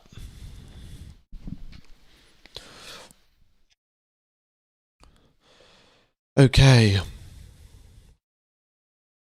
So 8 tenths is the gap now between Charles Leclerc and Max Verstappen. 7 tenths, it's dipping down. So I ever think actually that Leclerc has the opportunity now in towards turn number 1 on the following lap to try and overtake Max Verstappen. Verstappen is getting his mirrors filled up with this scarlet red Ferrari, and Leclerc is inching closer and closer to that Honda rear wing. Oh, it's not Honda, Ford rear wing, I guess. And what's Verstappen saying over the radio? Yeah, struggling a lot with the tyres. Surprise, surprise, the soft tyres aren't a really good race tyre. And here comes Charles Leclerc. All right, through turn number 13, turn number 14. I mean, Verstappen surely can't push that. Oh, Hamilton into the pit lane. What is going on? All right, Hamilton into the pit. So soft tyres clearly weren't working out that well for him. And pit lane he goes. And We'll see where he comes out. Charles Leclerc is gaining and gaining, and he doesn't actually gain enough to overtake Max Verstappen out of turn number 14 there. So Verstappen hangs on for one more lap, and Lewis Hamilton, where does he come out? He comes out, is he going to come out ahead of Hulkenberg? This is critical here for his undercut strategy to work, and he does come out ahead of Hulkenberg, so safely, quick pit stop executed by Ferrari. Bravo to the strategy, finding the gap of the 23-second pit stop window, and they make their way out with Hamilton on a set of hard tyres now. So you can see their strategy number 2, soft, medium, hard. So they've just flipped the medium and the hard stint. So it'll be soft, hard, and then probably medium for the final stint. Okay, so George Russell now has been told that Lewis Hamilton has come in. And now Hamilton, let's see what his middle sector's pace is going to be. Let's see what his final sector's pace is going to be. Because, well, now it's time to attack. He had a 3.5 second to George Russell gap when he came into the pit lane. So he's now got 3.5 seconds of lap time to gain to try and close it all up to George Russell. Russell's been told to box, so yeah, they're not letting Ferrari pull off that undercut. Hamilton in the middle sector, 1.3 seconds quicker in just the middle sector alone compared to George Russell. So that was a monumental middle sector there from Lewis Hamilton, and Hamilton's final sector also will be pretty quick, I'm presuming. Let's see how much that gap drops down to. Verstappen also into the pit lane, and they didn't want to get undercut by Ferrari, so undercut by Charles Leclerc, so they've come into the pits to preempt that and to prevent that one from happening. And Hamilton now extremely close here as they exit out of the first corner, and that gap is now down to 1.5 seconds. So Hamilton has gained 2 seconds worth of free lap race time and closed it up to George Russell. His tyres are slightly in warmer condition, so this is his best shot now. Can he close the gap to Russell, and can he pull off an overtake? It's now or never. Well, I guess it's now or the next pit stop window. And Verstappen, he comes out just ahead of Lindblad. He's got a bit of a safety car, a bit of a window there where he's not got too much clean air, and he's not got too much dirty air, sorry. And yeah, he's going to push a little bit just to prevent Charles Leclerc from undercutting him. But that gap right now hovering exactly at 1.5 seconds. And no further investigation between Behrman and Hadjar for forcing a driver off the track, so they are both cleared of that issue. Same thing for Ocon and Bortoletto, no further investigation. All right, Lando Norris into the pit lane here. We've got, where is he going to come out? He'll probably come out, I guess we'll see.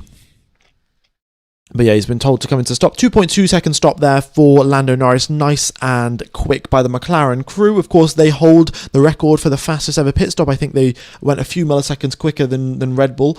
But Lewis Hamilton, fastest lap of the race there. Still, fastest lap of the race, but he's only, half a tenth quicker than George Russell on the previous lap there. So, he's closing the gap. He can't really even close the gap up that much. Yeah, we've got a few more drivers coming in. We've got Hulkenberg into the pits, Ocon into the pits, Albon into the pits. All of the drivers coming into the pits now. Some of the soft tyre runners, some of the medium tyre runners as well. You can see Albon is the first medium tyre runner. Oh, sorry. Albon and Lawson are the first 2 medium tyre runners to come into the pits. And, Lawson and... Russell and Norris have also done so as well. So Antonelli, Leclerc, Piastri, when are they going to come into the pits? Right, they are also medium tyres. They're feeling the heat, of course. So when will that happen? Oh, Russell says, I was managing in the first stint. You've now exposed me to Kimi. And Russell says, I need an update on the plan. Are we moving to a 3-stop? Wait, what did they say? Are they moving to a 3-stop? Still on plan, nothing to worry about. Okay, so George Russell, he's worried about his teammate beating him, so he's slightly concerned there. But things that I think Mercedes have got their strategy under control. Both Antonelli and Piastri come into the pit lane on this lap. Russell comes out miles ahead of Kimi Antonelli. You can see there, just look at that. Russell making his way through turn number 3. Antonelli barely leaves the pit lane. So there you go. I mean, yeah, if there was a safety car, then Antonelli would have overtaken Russell, but there wasn't. They brought Antonelli in, and Russell is, but you've got to show really good awareness from there. Russell, you just tell him this is the gap to Antonelli, and then he's like, oh my god, guys, he's in my pit stop window. You guys should have told me this. So, it's very, very attentive stuff from George Russell. Okay, Piastri comes out. He comes out behind Lindblad, so a bit of a slow pit stop there, I suspect, from McLaren. I don't think that was their plan for him to come out behind Lindblad. So, yeah, he's got to make that overtake there on the first lap out of the pits. Does Piastri. And most of the drivers, in fact, every single driver that has come into the pit lane has come on to a set of hard tyres, with the exception of Max Verstappen, who is out on the mediums because Max has 2 sets of mediums available to him, so he might as well try and use them. Okay. And Lewis's gap still hovering 1.6 seconds. So both drivers are lapping very, very consistently. On the previous lap, they were 61 milliseconds apart. So super consistent lap times, but yeah, that gap isn't really going anywhere. Also quite crazy to think that, every single part on the Ferrari and the Mercedes is pretty much different, with the exception of maybe the Pirelli tyres and the GPS transponder. Everything is been designed from the ground up to be as light and as quick as possible, and still, on the race circuit, they're 61 milliseconds apart. Pretty incredible. Especially, same as what it was in quali yesterday as well.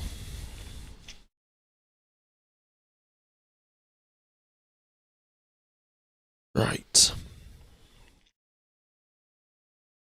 We've got Colapinto, we've got Bortoletto into the pits, and he's getting dropped quite far down, actually. He didn't have the best race start, and after his pit stop, he comes out in 19th position, or maybe even losing to Sergio Perez there, so suboptimal.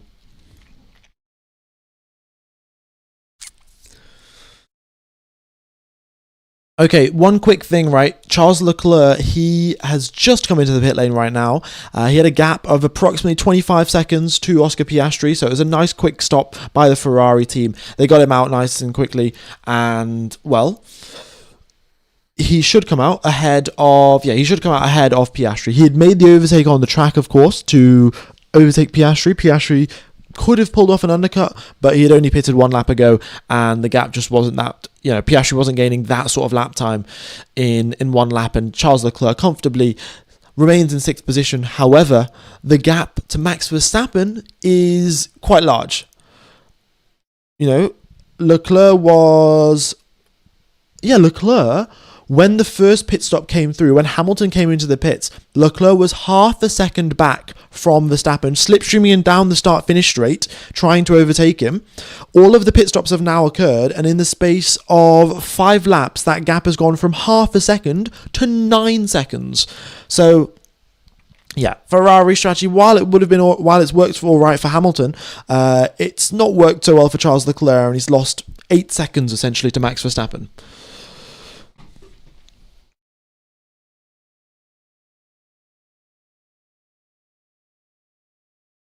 All right, Antonelli lapping quicker than both of Russell and Hamilton on the previous lap there, so pretty good to see. And Russell, in fact, goes quicker. He sees that Antonelli's has set a lap time in the 121s, and Russell also finds himself in the 121s.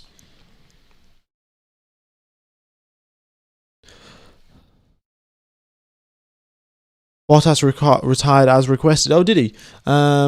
Bottas also has retired from the race, folks. So that is another retirement that we've got. So suboptimal there for the Cadillac team.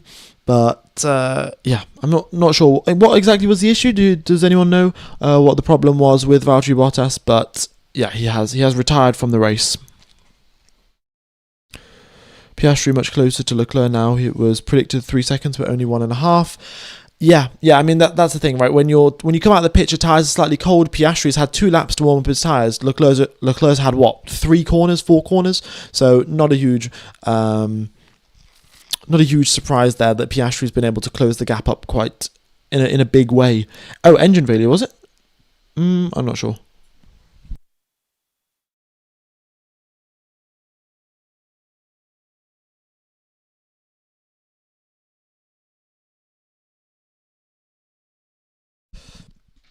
Okay, the only drivers yet to pit are Lindblad, Behrman, and Alonso. Alonso, of course, started the race out on the hard tyres, so he's going to continue on for a little bit longer. The other drivers that started the race out on the hards were Bottas and Stroll, and both of those drivers have retired. Oh, sorry, Stroll retired. But yeah, Alonso's still going on. And Bortoleto, in fact, gets ahead of Alonso. Alonso, being sort of Bortoletto's sort of mentor, but you've got Cars 3 moment right there. The old champion getting overtaken by one of the young rookies. 358 kilometers per hour through the speed trap is pretty quick. Yeah, I mean, given that you can get a big toe down this straight and the speed trap's towards the end of the straight, 358 is pretty mega.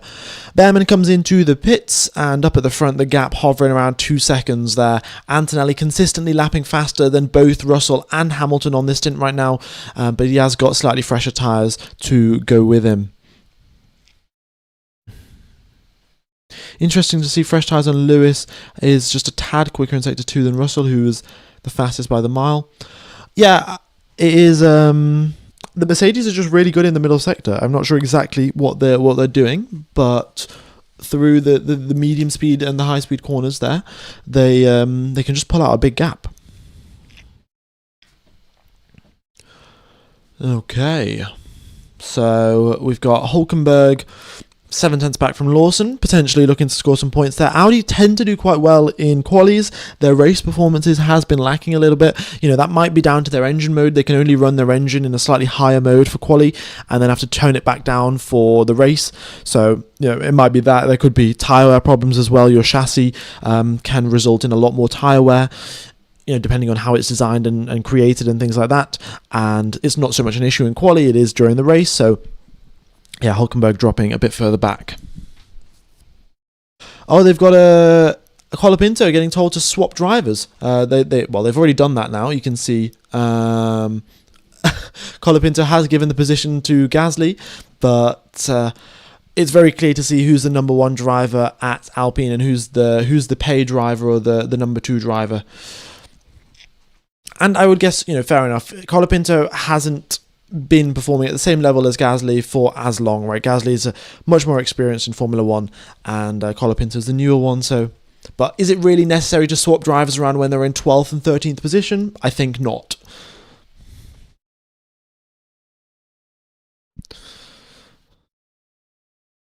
Okay, Perez gets ahead of Alonso, not really surprised there, and Alonso drops even further back. Is that an issue for Alonso? Oh, come on, guys, it's his home race. He's lost the position from Bortoleto, and he's already now in dead last. That's surely got to be a problem with his car. What are we saying over...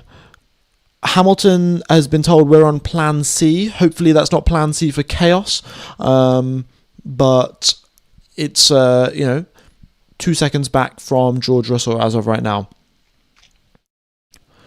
We've got Hadjar there getting ahead of Lawson. Nicely done. Oh, sorry, not Lawson, Lindblad. As he goes in towards turn number 1. So, yeah, job done there for Isaac Hadjar, 8th position. Still got a few more places to recover back from where he started. He started the race, of course, in 6th position. We got Behrman up into 18th. And Antonelli asks over the radio, happy with pushing ? And they say A firm, Kimi good lap times. So, well, there you go. I mean, again, Kimi is half a second quicker than both Russell and Hamilton on the previous laps. So Antonelli is just bringing chunks out of these out of the lap times now, getting closer and closer to Russell and Hamilton. And, well, he's doing a good job. He's doing a good job. It's Plan C for combat. Oh yeah. Ferrari, they built their car for combat, of course. Oh man, when they come out with the Formula 2 movie, it's gonna be great. Thanks everyone for hitting the like button. By the way, if you do want to watch the Formula 1 coverage for $1 a month, you can get Proton VPN using the link in the description. It will. You can join an Austrian VPN server, search RF Formula 1, you can enjoy the coverage. It works from wherever you are in the world, and the coverage is free. The only thing you got to pay for is Proton VPN. Right.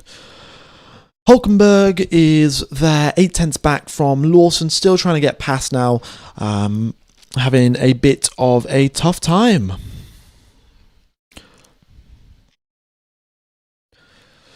But Charles Leclerc's consistently going quicker than Verstappen. I mean, 1.3 seconds quicker than Verstappen on the previous lap. In fact, Charles Leclerc is the quickest driver on the track as of this very moment. In fact, quicker than Antonelli as well. So, you know, it might not just be over for the Ferrari team. Maybe Charles Leclerc's got a bit more of a comeback in him. When he came out of the pit lane, his gap to... when he came out of the pit lane, the gap to Verstappen was 8 seconds, and, 5 laps later, it is now down to 4 seconds. So, if the trend continues and the pace continues, then Charles Leclerc should be catching up to Max Verstappen relatively soon. Verstappen also is on medium tyres, which are going to wear out a little bit quicker than the hards the Ferrari is on, so that more so brings it in the favour to Charles Leclerc, and he's doing a good job.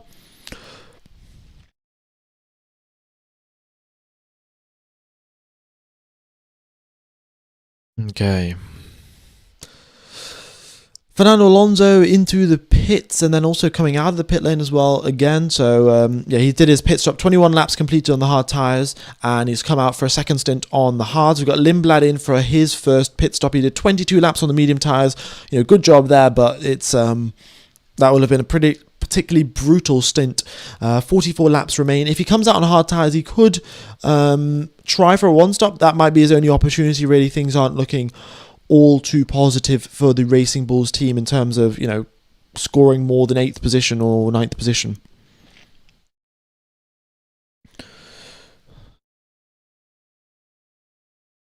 Okay, and we've got a few drivers getting lapped now. So that is Perez getting lapped, Alonso getting lapped. Yeah. Lap number 24 of 66, folks. So we're about a third of the way through the Spanish Grand Prix. We've had one round of pit stops. We'll have the next round of pit stops approaching in probably, I'd say, 10 laps or so. Yeah, 10, 15 laps. And we'll get the next round of pit stops coming in. And Kimi Antonelli is there, still gaining lap time, folks. Still gaining lap time, quicker than Hamilton, quicker than Russell, and the top three are converging in on a potential three-way battle for first position.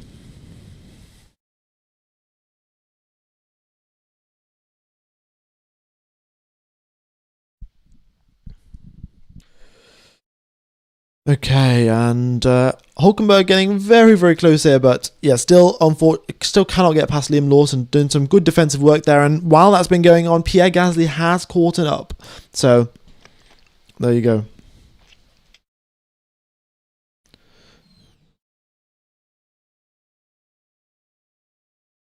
Right. Why they're not showing Kimi in the race? Because he's in a bit of a no man's land, really. There's not much going on around him. So he's got to close up 2.7 seconds to Lewis Hamilton, and then we'll go from there. And then it'll come up on the screen. Hulkenberg over the radio saying he moved under braking. Sounds familiar for Liam Lawson. He's had a few feisty battles. We'll see what the stewards have to think about that one. But both Albon and Sainz, just to reiterate here, folks, Sainz and Albon will both be investigated after the race for a starting procedure infringement. I mean, the Williams aren't that far away from the points, but the problem is, surely you could just investigate it now. What's the need to do it after the race? I don't know exactly what it is, but both Williams cars have done it, so maybe there was something I'm not exactly sure what it will have been, but no further information has been given apart from it'll be investigated after the race. Back at it again, guys. Back at it again, the FIA. Yeah. Okay, Antonelli's pace has finally slowed down, actually. So now he's setting similar lap times to Russell and Hamilton and the rest of them. So you can see there. Actually, never mind. That was just the last lap, and Antonelli again is half a second quicker than Hamilton. Yeah, we might need to get on the world champion hotline, guys, because Lando Norris is quickly approaching this top 4 battle, and he is lapping quicker than Kimi Antonelli is. So we've got the driver at the front lapping at 23, Hamilton lapping at 23.2, and then Antonelli and Norris both in the 22s, 22.7 for Antonelli, 22.5 for Norris. So the top 4 are closing up. Of course, this is partially due to traffic, right? You've got Russell having to slow down to overtake Behrman, and then Hamilton having to slow down to overtake Behrman. So the traffic is affecting these lap times and things like that. But, the gaps also don't lie. The drivers are closing up.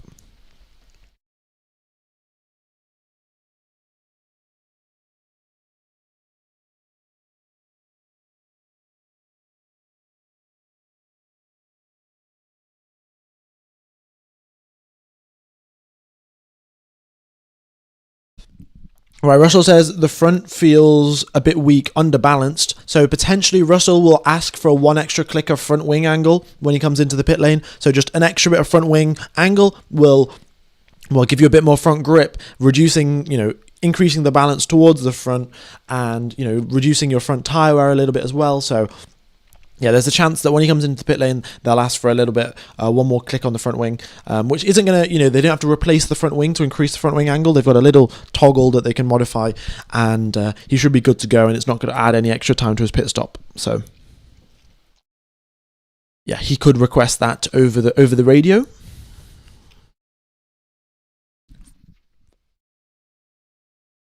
And Antonelli now gap down to 1.3 seconds. Wow. Yeah, I think Ferrari need to get on the radio and say, Lewis, it's hammer time. If he wants to potentially win this race, if he wants to get even second position, then he's got to be very, very careful, because Antonelli is catching up fast. Charles Leclerc also closing up to Max Verstappen. I haven't mentioned it for a while now, but the gap previously was 4 seconds. It's now down to 2 seconds, but we'll see how it goes. On the previous lap there, Charles Leclerc half a second up on Max Verstappen's lap time.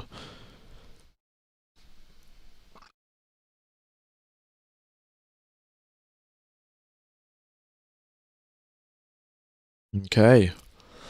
And Hamilton into the pits. Oh, okay. Hamilton into the pits. Folks, remember the gap between Hamilton and Russell, 2.7 seconds. When Hamilton did his previous undercut attempt, he gained 2 seconds worth of lap time. So, in theory, if the previous undercut attempt is the same as this undercut attempt, then he's going to gain 2 seconds worth of lap time and come out very close to George Russell. Wait, Hamilton's going for the 3-stop, folks. It's soft, then hard, then medium, and he's going to have to do another pit stop. So Ferrari are trying the 3-stop strategy. I mean, I thought the 3-stop was undoable and, a bit unpractical given how long the pit lane is here in Barcelona, but Hamilton is going for it. This might be Plan C for, cock up the strategy or something, because a 3-stop, I don't know, man. I don't know. It would be absolute cinema if he pulls it off, but 39 laps remain, so he's going to try and do 20 laps on a set of medium tyres and then 20 laps on a set of hard tyres to go to the end. But he's basically going to have to do qualifying lap after qualifying lap, which he could do. They're about to get over the radio, say, Lewis, it's hammer time, and if you remember back, was it 1998 Hungarian Grand Prix? Or maybe it wasn't. But it was one of the Hungarian Grand Prix. Ross Brawn got over on the radio to Michael Schumacher and said, if you win this, the only way you're going to win this race is by setting 19 qualifying laps back to back to back. And, Michael Schumacher did it, and they pulled off a 3-stop strategy or a 4-stop strategy then, and won the race. So they're trying the Ross Brawn maneuver here, and Hamilton quickest to come across the finish line there, 300 kilometers per hour, the fastest anyone has crossed the finish line. He gets ahead of Oscar Piastri like nobody's even there, and he's now out on a fresh set of mediums to attack as hard as he can. It's risky for sure. It's risky, and I think they're coming over the radio now to George Russell to tell him that. But it's a bold strategy. Yeah, I mean all of the Ferrari fans are now praying to the gods for this one to work. Yeah, he's basically just going to have to execute qualifying lap after qualifying lap to gain back 23 seconds worth of lost time in the pit stops. Kimi has been given black and white flags for track limits, folks. So Kimi has exceeded track limits at turn number 10, lap number 20, lap number 25, lap number 28. So that is 3 successive track limits warnings for Kimi Antonelli. He's been given a black and white flag. One more time he does it, and it's going to be a 5-second time penalty. So he's got to be careful. Verstappen into the pit lane, and what tyres is it going to be for him? It's hard tyres, so Verstappen could go to the end. 37 laps is a bit of a stretch, but it is possible. The Ferrari of 1999, not the Ferrari of today. Yeah. Who knows? Yeah, but it isn't run by Ross Brawn, let's put it that way. And the Ross Brawn Ferrari was a totally different beast. Lewis Hamilton, though, however, on the previous lap, goes nearly 3 seconds faster than George Russell's previous lap. 3 seconds. I mean, that is pretty sensational, I've got to say. And the question is now, can he sustain that? Because track temperature is still at 50 degrees Celsius. He is out on medium tyres, which tend to overheat relatively quickly.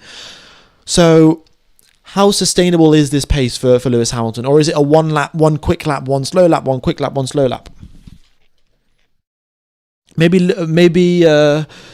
Verstappen goes for a 3-stop potentially, but he at least has the flexibility, right? He has the flexibility, as the McLaren strategists would say. Verstappen has the flexibility to go to the end of the race, or he can pit if he wants to, whereas Hamilton is basically locked in to doing a 2-stop strategy, or 3-stop strategy, sorry.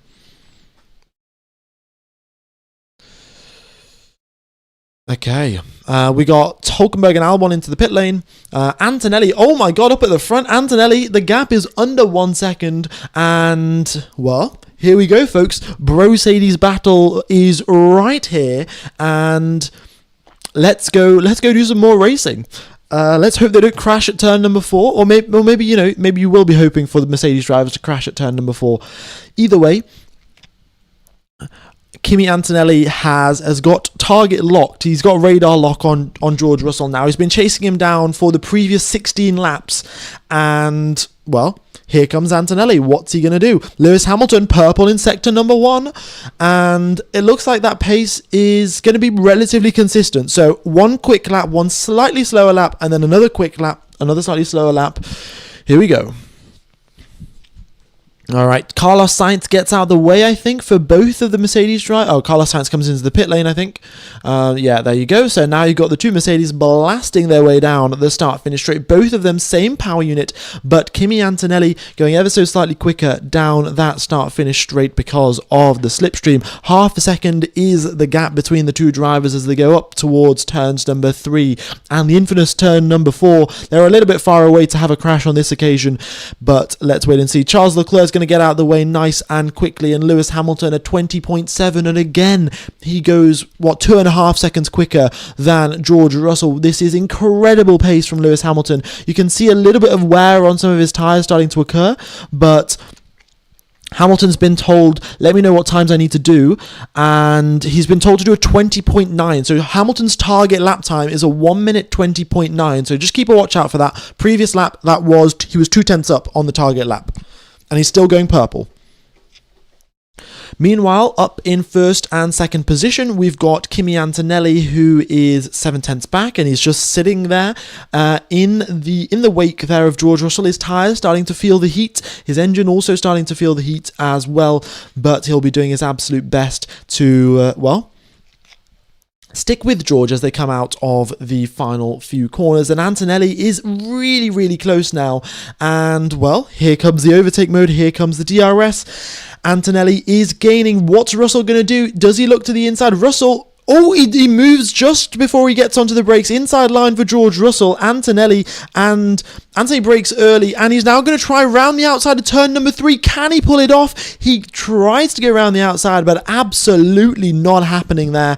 George Russell has defended for one occasion there. Antonelli, I'm sure, is about to come over the radio and say he moved just before braking, because Russell did ever so slightly go to the left and then went right, but, you know, it's been done before in Barcelona. 2017, Seb Vettel pulled off a dummy and then sent one to the inside and got an overtake done. So, you know, I think that's some good racing there. But yeah, just a quick reminder, my prediction before the race began, I said if the Mercedes drivers battle for 5 laps or more, we're going to get some contact. So first lap of the 2 Mercedes drivers battling away, and let's see how this goes. Max gaining quickly on Oscar. I mean, fair enough. You know, Oscar's on 18-lap-old hard tyres. Max is on 3-lap-old hard tyres. Hadjar comes into the pit lane as well with 34 laps remaining. Maybe he'll do a 3-stop. Maybe he'll do a 2-stop. But with the hard tyres on his car, he's got the flexibility to choose either. Okay, out of the final corner they come. This time the gap a whole lot bigger, 0.7 of a second. George Russell, first driver to hit 325, but Antonelli has got a 20 km/h advantage down the start-finish line, and down towards the end of the straight, but it's not enough to close that gap up. All right, quick reminder: Lewis on this lap was 0.2 slower than his target lap time of 120.9. So, you know, on one lap you've got to push, one lap you've got to go slightly slower to cool down your tyres again. But yeah, he's got to average lap times of a 1 minute 20.9 if he wants to win this race.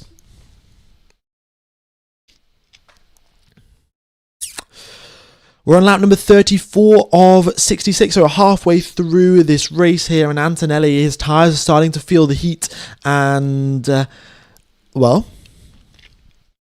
he's about to drop off the overtake zone there. What's Hamilton said? Hamilton says, "Am I catching them?" Question mark. And you are really catching them. Keep pushing, keep pushing. Well, there you go. Hamilton's got his words of encouragement. Let's see what his lap times are going to be like. Isaac Hadjar out with a fresh set of hards, setting some green sectors there. Good to see. And this is the other thing, folks. With the 2 Mercedes drivers battling away, that means both of them will, you know, start battling and losing lap time to Lewis Hamilton. So, you know, Antonelli now is well, the more that they battle, the closer Lewis Hamilton gets. So it's looking good. It's looking good. What happened to Hülkenberg? I'm not sure, actually. I think he must... I assume it's just another mechanical issue. No sort of crash or anything like that. So, mechanical problems for Hülkenberg, and he retires from the race as well. Unfortunate, because he was doing quite well. I think he was in the points, actually. So, not great. And yeah, it's also killing Kimi Antonelli's tyres. George Russell's are still in the clean air.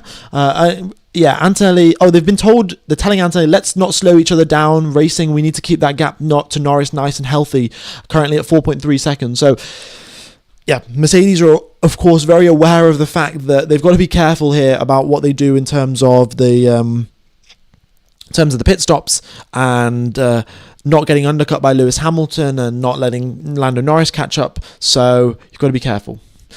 Quick reminder, 23 seconds is the amount of lap time that you lose by coming into the pit lane. So, you know, if Russell was to pit right now, he would come out just ahead of Oscar Piastri and have quite a bit of clean air. In fact, it might be a good time to pit, to be honest. He'll come out ahead of Oscar Piastri and, you know, have a bunch of clean air, so why not? Avoid the battle with Antonelli is still looking to the inside, actually. He's heard the radio message, but he's probably like, no, you know, you got to tell me in Italian, mate. I don't understand English. And he's still looking to the inside. We've got Norris coming into the pits there, and so is Colapinto just exits the pit lane into 13th position. Okay, Norris dives into the pits. He's going to try and undercut, right? This is the other thing. Russell's been told to box. Okay, so Mercedes are like, right, we're going to avoid this battle happening from the start, and we're just going to tell one of the drivers to come into the pits. But Norris also coming into the pits now, so undercut threat for Kimi Antonelli. Actually, this is a very big undercut threat for Kimi Antonelli, because both drivers are in first and second position. They can't double stack them, so that means there's going to be 2 laps where Lando Norris can close a 4.3 second gap up to Antonelli. Antonelli's on 21 lap old hard tyres. Norris is coming out on a fresh set of hard tyres.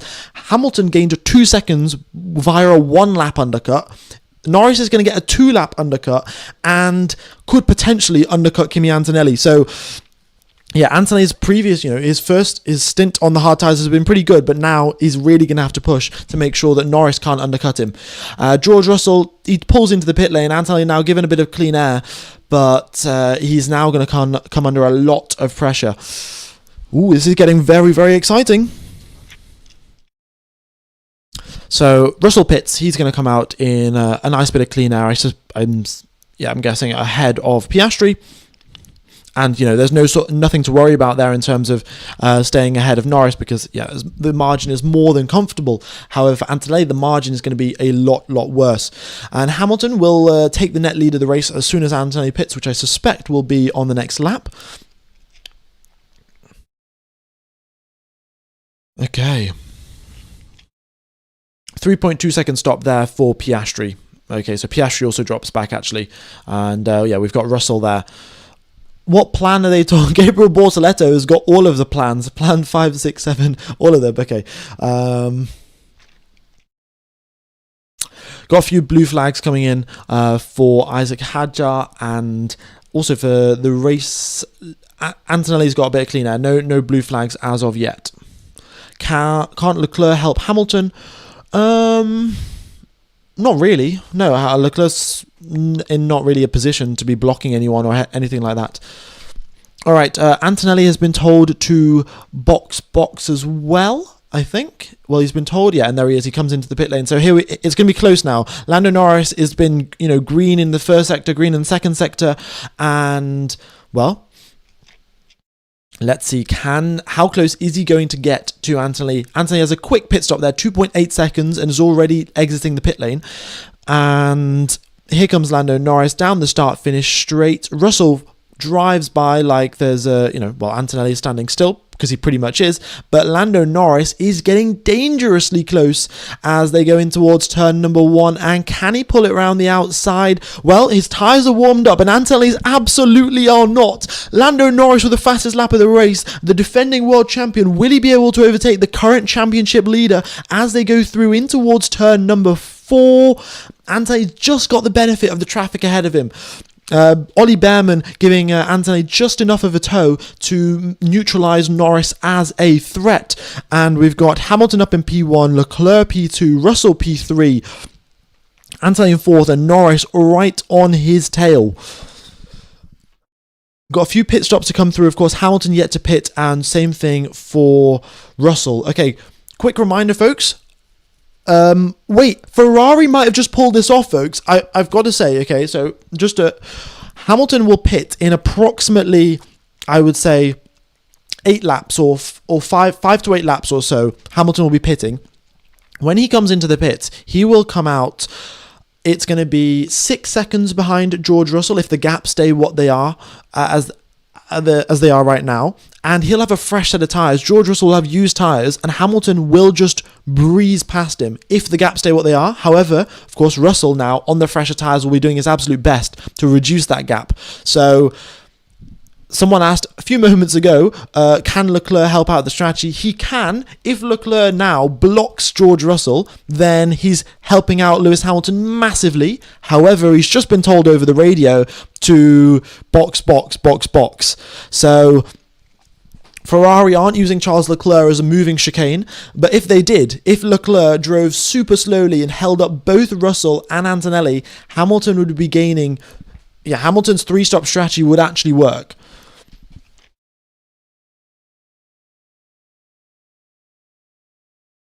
So, well, here comes George Russell. He's closing up to the back of Charles Leclerc. So the gap is 0.4 of a second. I think Russell might just breeze past him, to be honest. But he can do, Leclerc can do his best. Hold him up even for a sector or two. It will help out Hamilton for sure. And Russell tried doing his absolute best to find his way past. Going through turn number 12, he finds his way past. Wow, what a move. I'm sure Leclerc wasn't expecting that. And Leclerc peels off into the pit lane, and he can no longer defend against George Russell. So that's what you see, folks.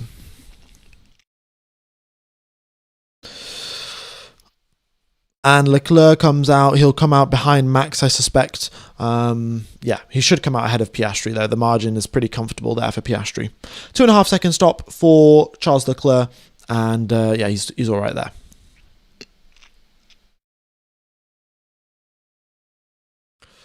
So this is the magic number here, folks, right?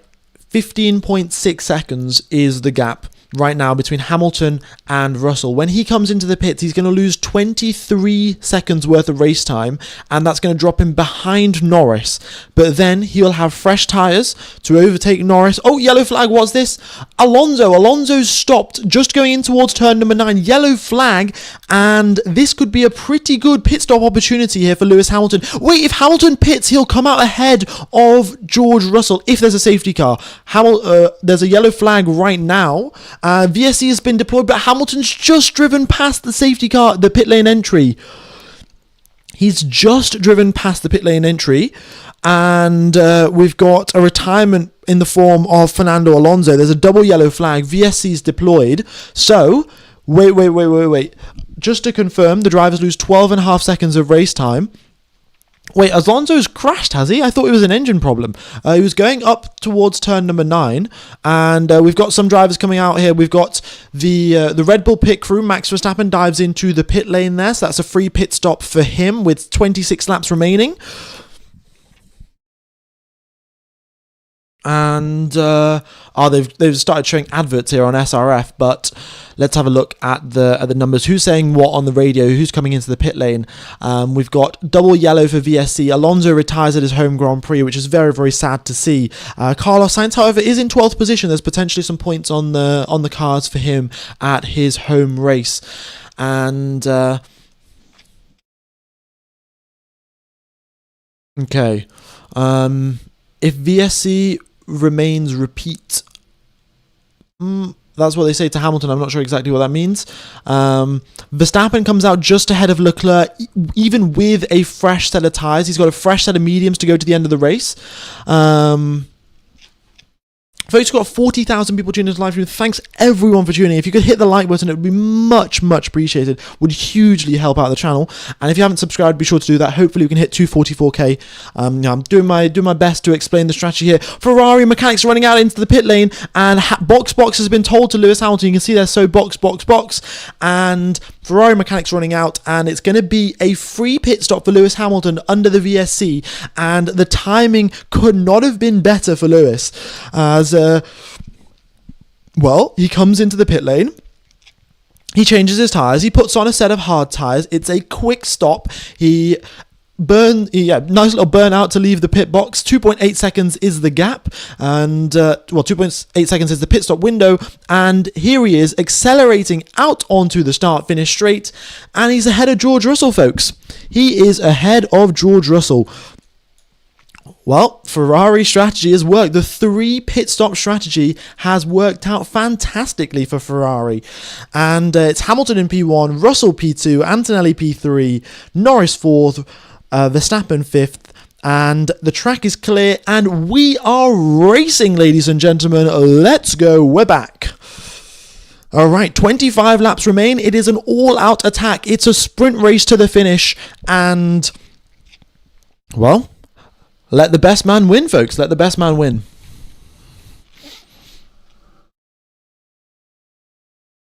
Sure, Hamilton's pretty pleased over the radio here. He says, great job, guys. And, well, let's go racing, folks.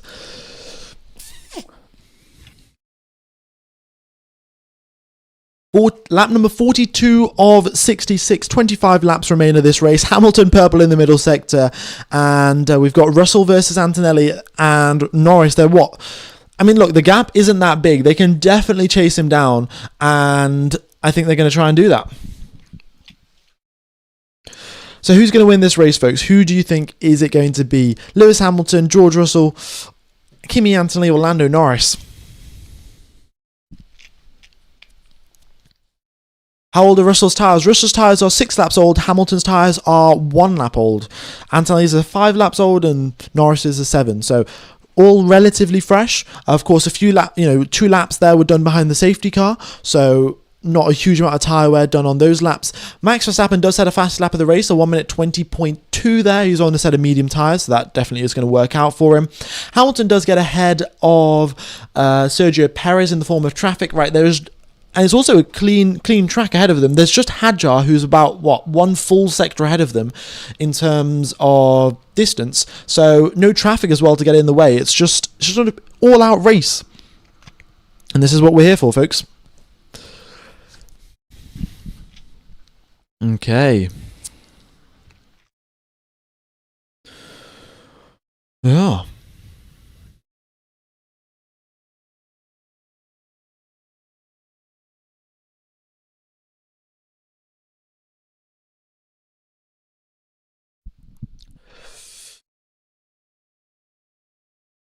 So Lewis Hamilton sets a 1 minute 20.3, George Russell a 1 minute 20.6, Anthony a 1 minute 20.9, and Lando Norris 1 minute 20.9 as well. So Hamilton, quickest driver on the track, with the exception of Verstappen, Verstappen is now going to come across the line and will be slower. So I think that, here he comes. What's it going to be for Verstappen? And it is, yes. So Lewis Hamilton currently the quickest driver on the track.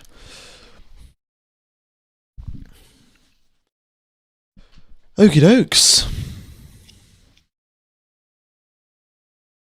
Toyota 1-3 for Le Mans. Oh, congratulations to Toyota. Hopefully, of course, their success Toyota Gazoo Racing can help out the Haas Formula 1 team, as they've got their partnership there, and maybe Haas can get closer to the front of the field. All right, folks, Lewis Hamilton has been noted for a yellow flag infringement. He hasn't been given a penalty. He has been noted for a yellow flag infringement. I'll let you know when it goes under investigation, if it goes under investigation, and if there is a penalty, but he has been noted for a yellow flag infringement. But he has also just set the fastest lap of the race, a 1:20.1, and George Russell is 7/10 slower. Kimi Antonelli is 7/10 slower. Lando Norris, 7/10 slower. For what exactly? It probably would have been either driving too quickly during yellow flags, or... yeah, that's most likely probably what it is. They have a delta that they've got to stick to, so if he didn't slow down enough, if he drove too quickly, then there will be, some sort of penalty for that. So...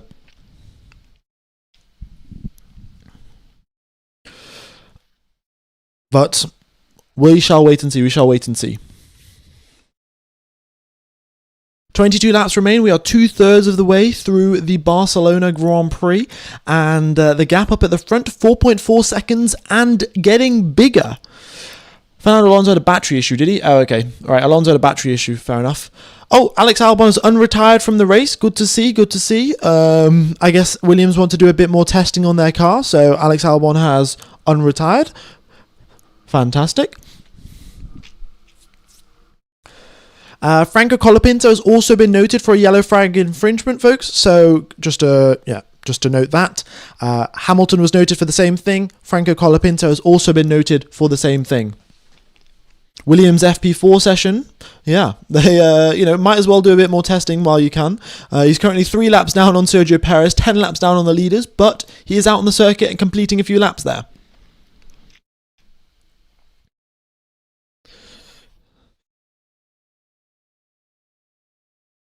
Just rage quit ORF1, too much buffering. Folks, if ORF is buffering too much, then you can connect to a Swiss VPN server and then search SRF, and that should buffer a little bit less.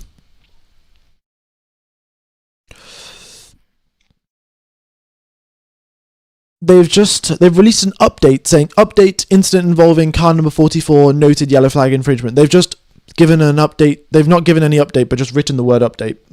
Classic FIA moment. Again, on the previous lap, Lewis Hamilton pulls out a 6/10 gap to Russell and Antonelli, and he's pulled out an 8/10 gap to Lando Norris. So consistently, again, the fastest driver on the field, on the circuit right now. He's looking to build a big lead. Even if there is a 5-second time penalty, if he can build a big lead now, he can still cushion against that. There's still 20 laps remaining of this race, right? So if he does get a penalty, then there's a chance that he can, protect against it. We'll see though. We'll see.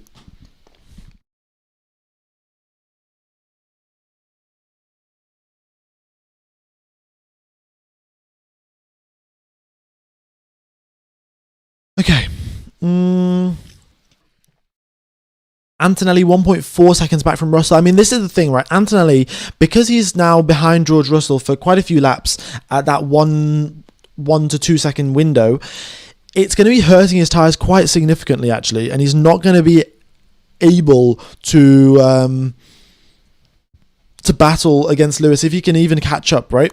Also, another thing, Anthony was lapping significantly quicker than Russell for the majority of this race. So, you know, if Mercedes were going to do team orders, it would make sense probably to send Antonelli to try and chase down Lewis Hamilton, because Antonelli was, for the most part, lapping quicker than George Russell. That being said, Russell could have just been conserving his tyres, right? He was already in the lead of the race before the virtual safety car came out. Hamilton might wear out his tyres, question mark. I mean, look, if Hamilton's going to wear out his tyres, so will Russell and Antonelli, right? They've also done more laps on the tyres than Hamilton has, so I don't think he's really at much risk of running out of tyres by the end of this race. Yeah.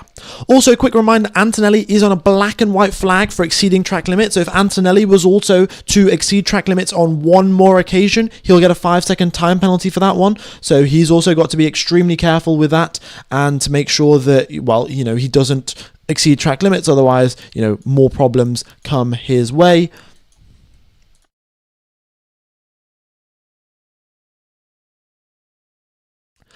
But thank you everyone for tuning in. If you are enjoying the coverage, be sure to hit the like button. Would very, very much be appreciated. And hopefully you guys are enjoying the coverage. If you haven't subscribed, be sure to do so. We're getting pretty close to our subscriber target as well. We're about 500 subscribers away from 244k. So if you can hit the like button and subscribe, that would be fantastic.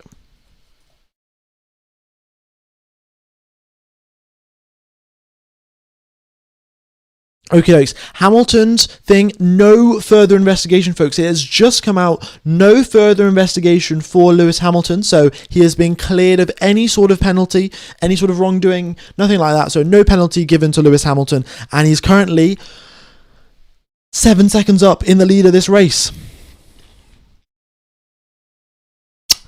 18 laps remain, folks. 18 laps remain. Charles Leclerc, his teammate, 1.2 seconds back from Max Verstappen. On the previous lap, he was half a second quicker than Max Verstappen. And, well, it looks like he's going to close up pretty soon.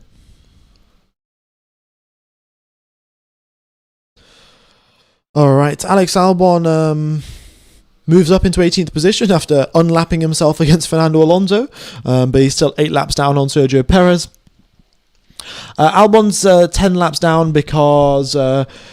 He retired from the race and then just came out again. So he must have had some problem with the car and they just sent him out after they fixed it. Needed to do some more free practice, right? Free practice for the Williams team. Okay.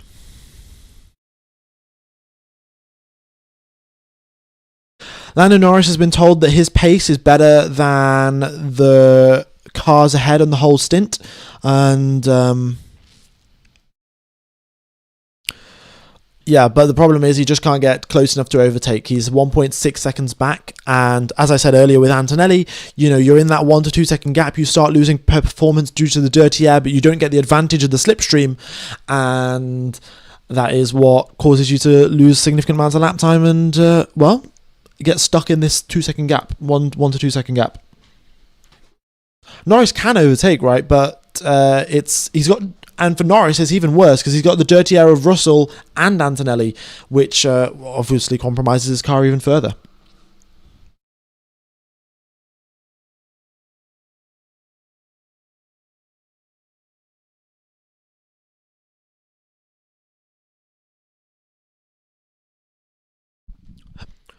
Toyota won Le Mans. That is fantastic. Okay.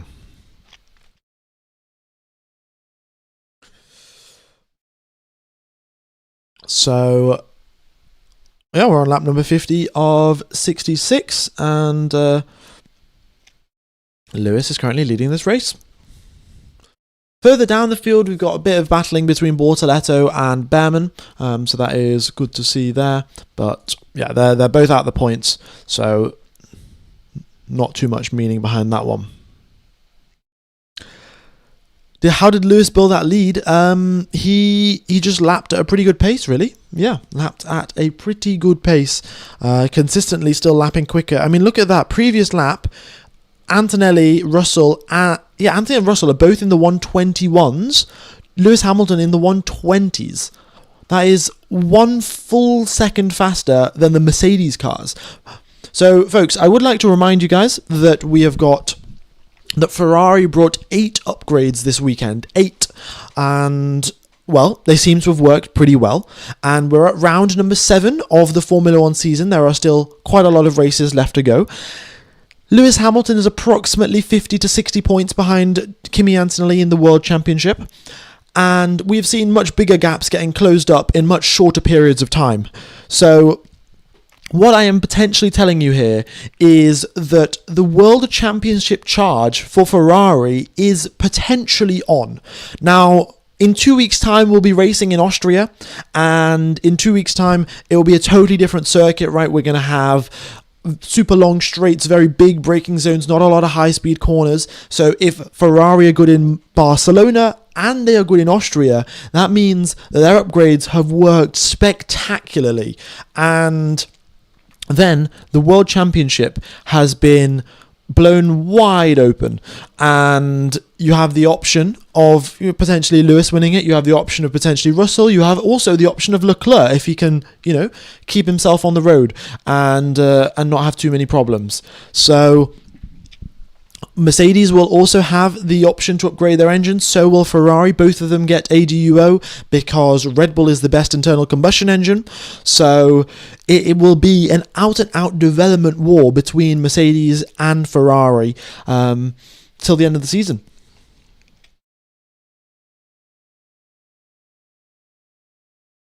And also, McLaren aren't that far back. Lando Norris, he's only 1.4 seconds back. Antonelli has now closed up into the overtake window of George Russell, so we'll see how that plays out. But McLaren also aren't hugely behind, and there is a chance there that if McLaren play their cards right, then we could also have them competing for podiums, competing for race wins, and this season has got a whole lot more exciting. Why does the best engine criterion not account for the battery? I frankly do not know. It was stupid from the FIA, really, to only consider the internal combustion engine. But, it's what they've done. And, me writing an email about it or making a video about it is not going to help. Russell's been told to pick up the pace.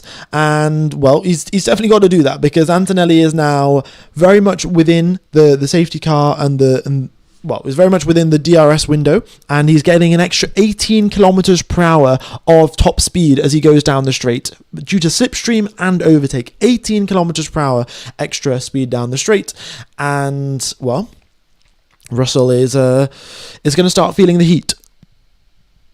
Are we going to get a 2016 Mercedes repeat? Instead of on the first lap, are we going to get on the last lap of the race? 14 laps remain of the race, and the gap up at the front extended now out to 10 seconds.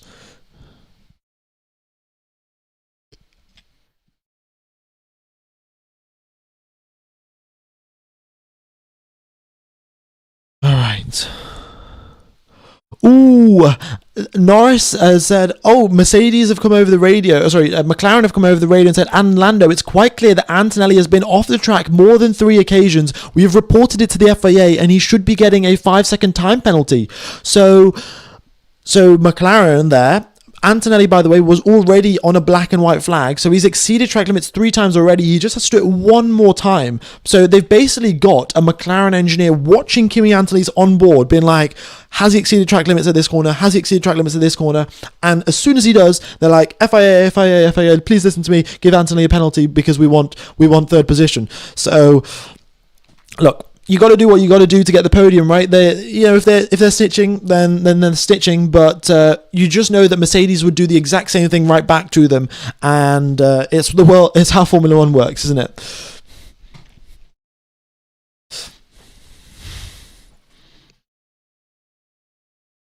Okay, we're on lap 54 of 66, and Hamilton in the lead of this race.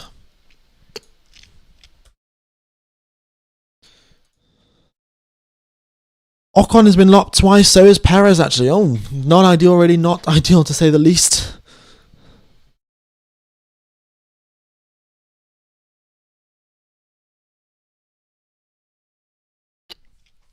Okie dokes.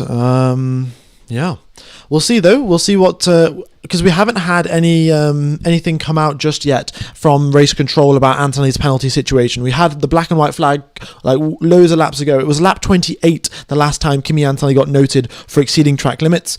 So since then, nothing has come through regarding Kimi Antonelli.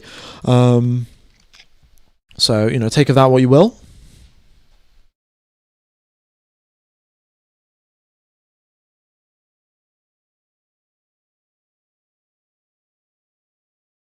Okay.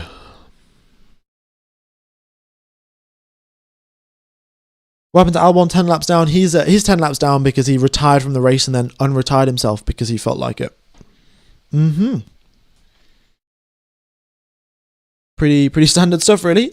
Yeah, pretty standard stuff for a Formula 1 Grand Prix.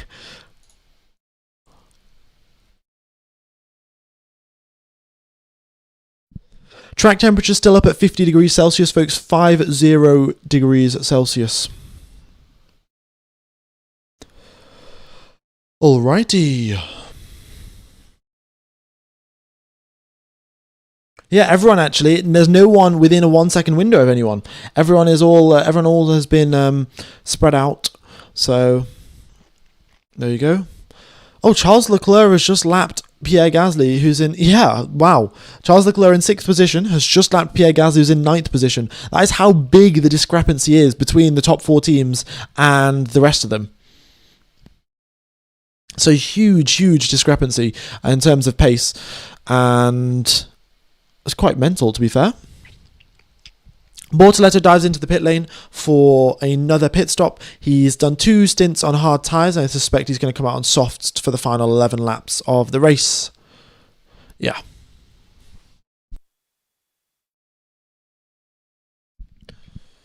James Vowell said Albon's camera on top of the car came loose, so they stopped, fixed it, and sent him back out. Okay, fair enough. Well, there you go. I'm a bit strange that it came loose, but it is what it is. I don't think he was going to score many points anyway. Yeah, you got both Alpines in the points, actually. 9th and 10th position for the Alpines, so nicely done.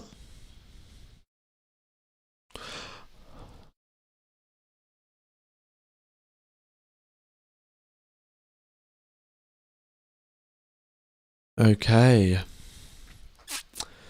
Yeah, so all the gaps have really settled out now. We've only got 11 laps remaining of this race, and nothing has come through regarding Kimi Antonelli's, exceeding track limits.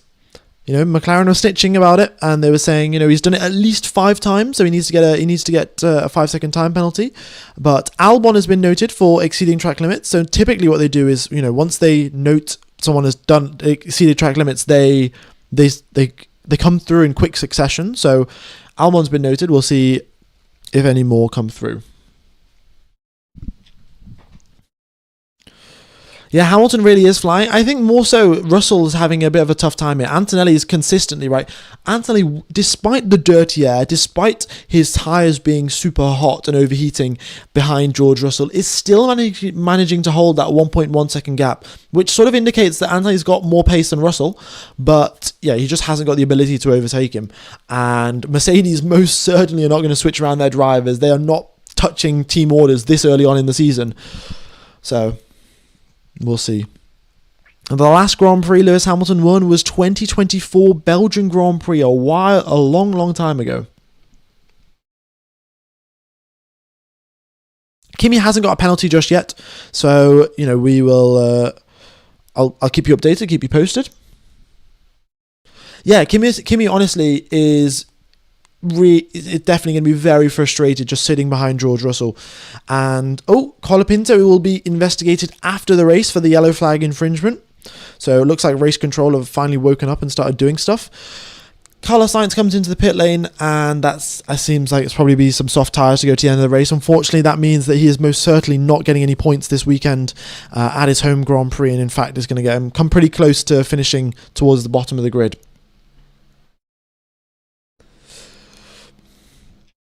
Jordan Weeks, thanks for the £5 donation. Merck brought upgrades 2-3 races ago, and I'd argue that made them faster. Ferrari upgrades seem to have wiped that advantage out, it seems.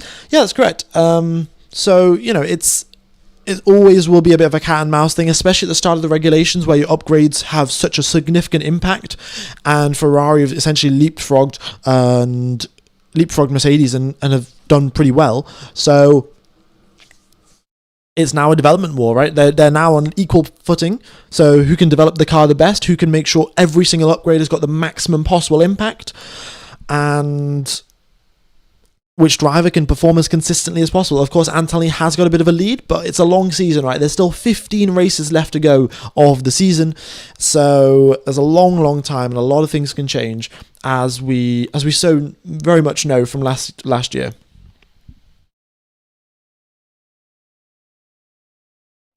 Charles going to catch him or not? No, Charles, to be fair, before, not in the past 5 laps or so, but in maybe 10 laps ago, he was lapping relatively close to Lewis Hamilton's lap times when he had some clean air and things like that. So Leclerc has dropped off in the past couple of laps, but I do have to say that, 10 laps ago, he was lapping very consistently to Lewis. So it's not, Lewis of course has done a good race today, but it's still also potential for Charles Leclerc to do a very similar thing in 2 weeks' time in Austria. Kimi Antonelli is in range, ladies and gentlemen. He has got the overtake mode, and, well, the more that the Mercedes drivers fight, the more it's good news for Lewis Hamilton. And George Russell has been told over the radio that Antonelli will have overtake mode, and that means extra recharging of his battery, that means extra deployment of power down the straights. And Antonelli now, well, he'll be recharging his battery for the entire lap to absolutely dump all of the charge as he makes his way down the start-finish line. So that's going to be the aim. As the drivers go in towards turn number 10, you can see the minimum speed there for George Russell is 101 kilometers per hour. Kimi Antonelli 98 kilometers per hour, so 3 kilometers per hour slower in the minimum speed there. But has Hadjar been told to box this lap? Hadjar has been told to box this lap. He's in 8th position. It's not really much of a concern because Gasly is so far behind. But yeah, Hadjar boxing this lap just to play it safe to go to the end of the race and not have any tire issues. And here comes Kimi Antonelli. He's gaining, and big top speed advantage again. 18 kilometers per hour is the top speed advantage, but it's too far back to send a dive bomb to the inside. So he is still half a second back from George Russell with 7 laps left to go.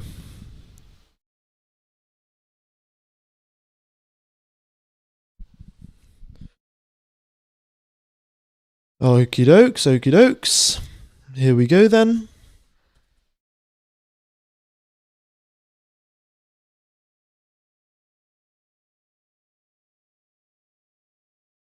And we have got now Antonelli still just tucked right into behind George Russell. And Russell will be staring in his mirrors to make sure that Antonelli isn't sending him a dive bomb to the inside.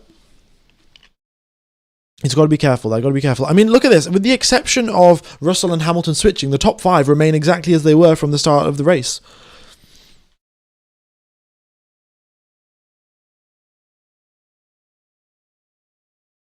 All right.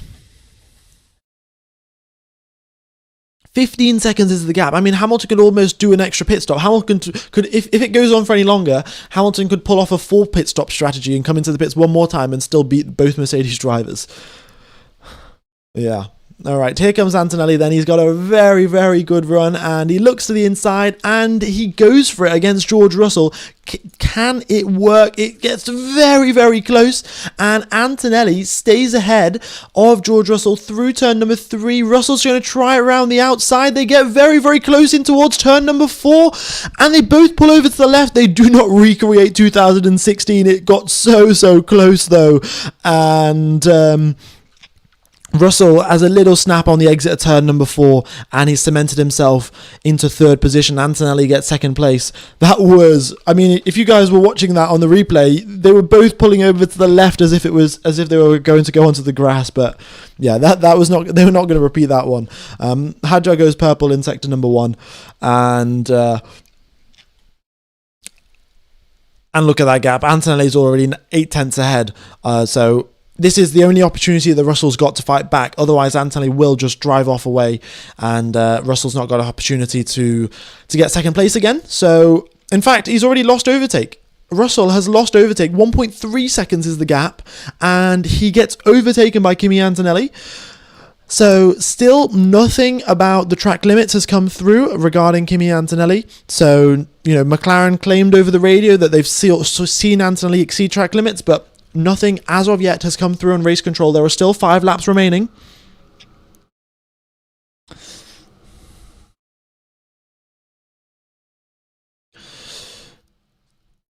Is Antonelli's front wing, is that, I don't know if it's Antonelli's front wing is damaged or not, but it seems to be all right. I mean, either way, the end plates don't really have that big of an impact on performance, so it's okay.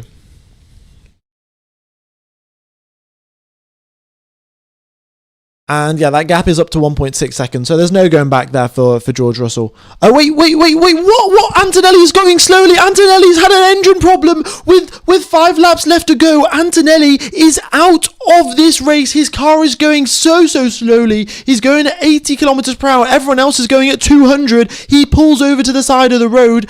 Game over, just like George Russell retired in Canada. With 5 laps remaining left to go, we have got Kimi Antonelli retiring from this race. Charles Leclerc's going slowly. Wait, what's going on here? Charles Leclerc? Why is Charles Leclerc going slowly? Is there a problem for Charles Leclerc? He's gone off onto the gravel. There's a yellow flag as of right now for Antonelli there. What's going on with Leclerc? Leclerc's also over the radio. Oh no, they're changing tyres, so some sort of problem there for Leclerc. We've got a VSC deployed, and Okay. Is it going to be a full safety car, or is it just going to be VSC? They've got marshals on the track there. Anthony jumping out of the car. Chaos here in Barcelona. We've got a replay here of Charles Leclerc. What's he doing? He's going through turns number 1, then 2, and the car just loses grip, and then he bounces all over the gravel, and I think he then probably gets a puncture, maybe? I'm not sure what's going on, but he's driving extremely slowly after that. I mean, his tyre's also extremely dirty as well, but he still stays in 6th position. I mean, look, Hadjar is 100 seconds back. He's only 2 minutes behind Charles Leclerc, so it's not really an issue if Leclerc does come into the pit lane. But I think Leclerc has got something wrong with his tyres. Power steering issue for Charles. Is it power steering problem? Guys, can Ferrari not make a car? It was brake issues in Monaco, power steering issues today. Oh my god, Ferrari.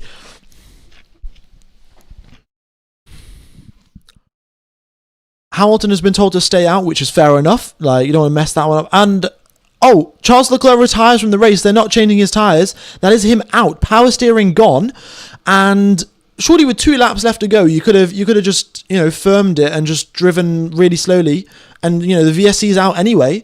I would have at least tried. Hadjar was 2 minutes behind, for crying out loud. Like, 2 minutes you could have just driven with no power steering. I mean, I don't know how bad it is. I know the slower you go, the worse it is, and the higher speed it is, it's slightly better.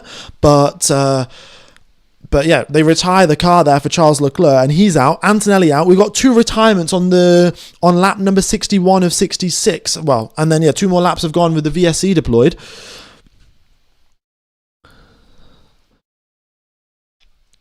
Mental, what the hell? Thanks everyone for tuning in, by the way. We're so close to 244k. We've got 150 more people need to subscribe. So if you do want to hit the like button, be sure to hit the like button, and be sure to subscribe as well. I will be commentating in Austria, all the practice sessions, all the qualies, all the races. I'll be there. I'll be yapping away, hopefully providing you with useful strategy info and stuff like that. So yeah, thanks everyone for tuning in. Hope you're all enjoying the coverage, and mental.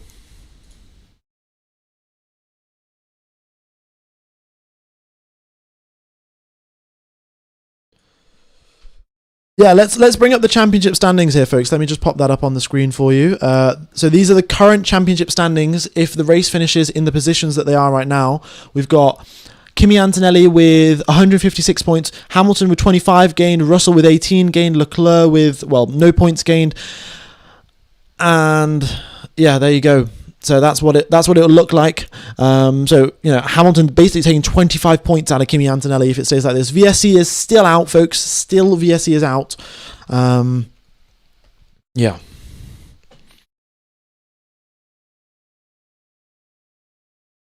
I guess it doesn't matter now that Kimi Antonelli was going to get track limits or not, because he's retired from the race, and Leclerc is also retired as well.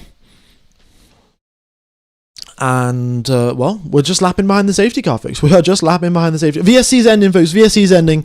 Okay, we've got a final, you know, final 5 kilometers or so to go racing.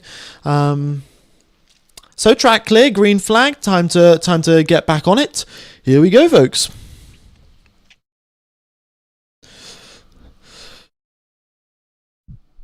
Oh, we're gonna have 3 English people on the podium. Oh, pretty good. 3 different teams as well. 1 from Italy, 1 from Germany, 1 from England. What happened to Kimi? Kimi had engine issues. Don't know what happened to Behrman. Charles Leclerc lost power steering. Yeah. I suspect if Leclerc lost power steering, it probably means he also lost brakes, because power steering is probably a hydraulic system and the brakes are also hydraulic. So that might be the reason why Charles Leclerc retired. Like, obviously, I'm not certain, but it makes sense that, you know, if hydraulics have failed for power steering, they'll probably fail for the brakes as well. But either way, we're on the final lap of this race here, folks. And how many people have retired? We've got 7 people have retired from this race, and carnage, really. But still, we've got the 2 Alpines now, and then also the 2 Racing Bulls scoring points. Alpines doing really good job picking up points whenever there's chaos on the field. And Lewis Hamilton is 19 seconds ahead of George Russell here. He is at turn number 5, whereas George Russell is at turn number 3. And this is the final lap of racing left to go, ladies and gentlemen. So Hamilton makes his way through turns number 7 and 8 for the final time of the Spanish Grand Prix. A little lift as he goes through turn number 9, making sure not to exceed track limits. Turn number 10 and the final sector is all that remains.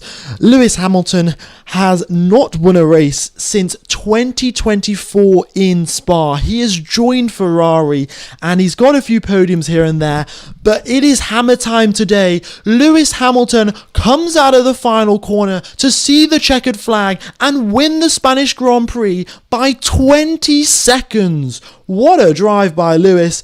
George Russell will take home second place in the Mercedes, 18 points to his name, 18 extra points in the championship battle to his teammate, and Lando Norris comes home in P3 with a great consistent drive, being stuck in the dirty air of both of the Mercedes, and he will be he'll be getting the final podium spot. Okay, Verstappen in P4, Piastri P5, Hadjar P6. That's the race for you, folks. Kimi Antonelli is going to get investigated after the race for track limits. I mean, I don't see how much it really matters, given that he's retired from the race, and that is that, folks. So it has been an incredible Grand Prix, and it's been a great pleasure commentating to you guys. I probably could have moved my face over here, given that we've got all of these DNFs, but yeah, so what I am going to do is I will be broadcasting the Austrian Grand Prix, so it would be much appreciated. Well, we've also hit our subscriber target here, just 244k, so thank you very much for everyone hitting the subscribe button. So what I do want to say is, firstly, have a wonderful 2 weeks till we get to the Austrian Grand Prix, and this stream will finish. It'll take you over to the Austrian Grand Prix stream. So if you guys could just hit the reminder button on that one and also the like button, it helps out the algorithm hugely. And yeah, this is the reason why the channel's got so big, because of you guys hitting the like button early on the videos. So what I will do is just send you over to that stream, and you guys can hit the like button there. But it's been an incredible race with Lewis Hamilton finally winning one with Ferrari, and George Russell in second position, taking some more points out of his teammates and his championship rival, and we've got Lando Norris in P3. So, brilliant race, lots of chaos. I mean, I don't know how they had a power steering fault at the end of the race. I haven't seen a power steering issue in at least, during a race, we haven't seen a power steering issue in quite a while. Don't know what happened to Antonelli, but his engine just, simultaneously combusted. I shall pop up the World Drivers' Championship stats, actually. Yeah, that's a good point. Where has it gone? So there you go. You can see the World Drivers' Championship. But that is all from me. So if you guys could just hit the like button on the Austrian Grand Prix stream, and also hit the reminder button. The YouTube algorithm just absolutely loves that. So yeah, that is all from me. Leclerc went off in the gravel at turn 1. That could be part of it, maybe. But I also, want to give a bit of, if his power steering was to fail mid-corner, then he would also just, he would try to turn the steering wheel, just by putting a little bit of force, and then obviously it wouldn't turn and he would go straight onto the gravel. So that seems very much like a scenario where his power steering failed mid-corner, and then he went onto the gravel, rather than him going onto the gravel, which caused the power steering to fail. So yeah. But that has been all from me. It's been a pleasure commentating you guys. Have a wonderful morning, day, afternoon, evening, or night, depending on where you are around the world. I'll see you all in 2 weeks' time for the Austrian Grand Prix, and look forward to seeing you around. Bye bye, folks. Bye bye.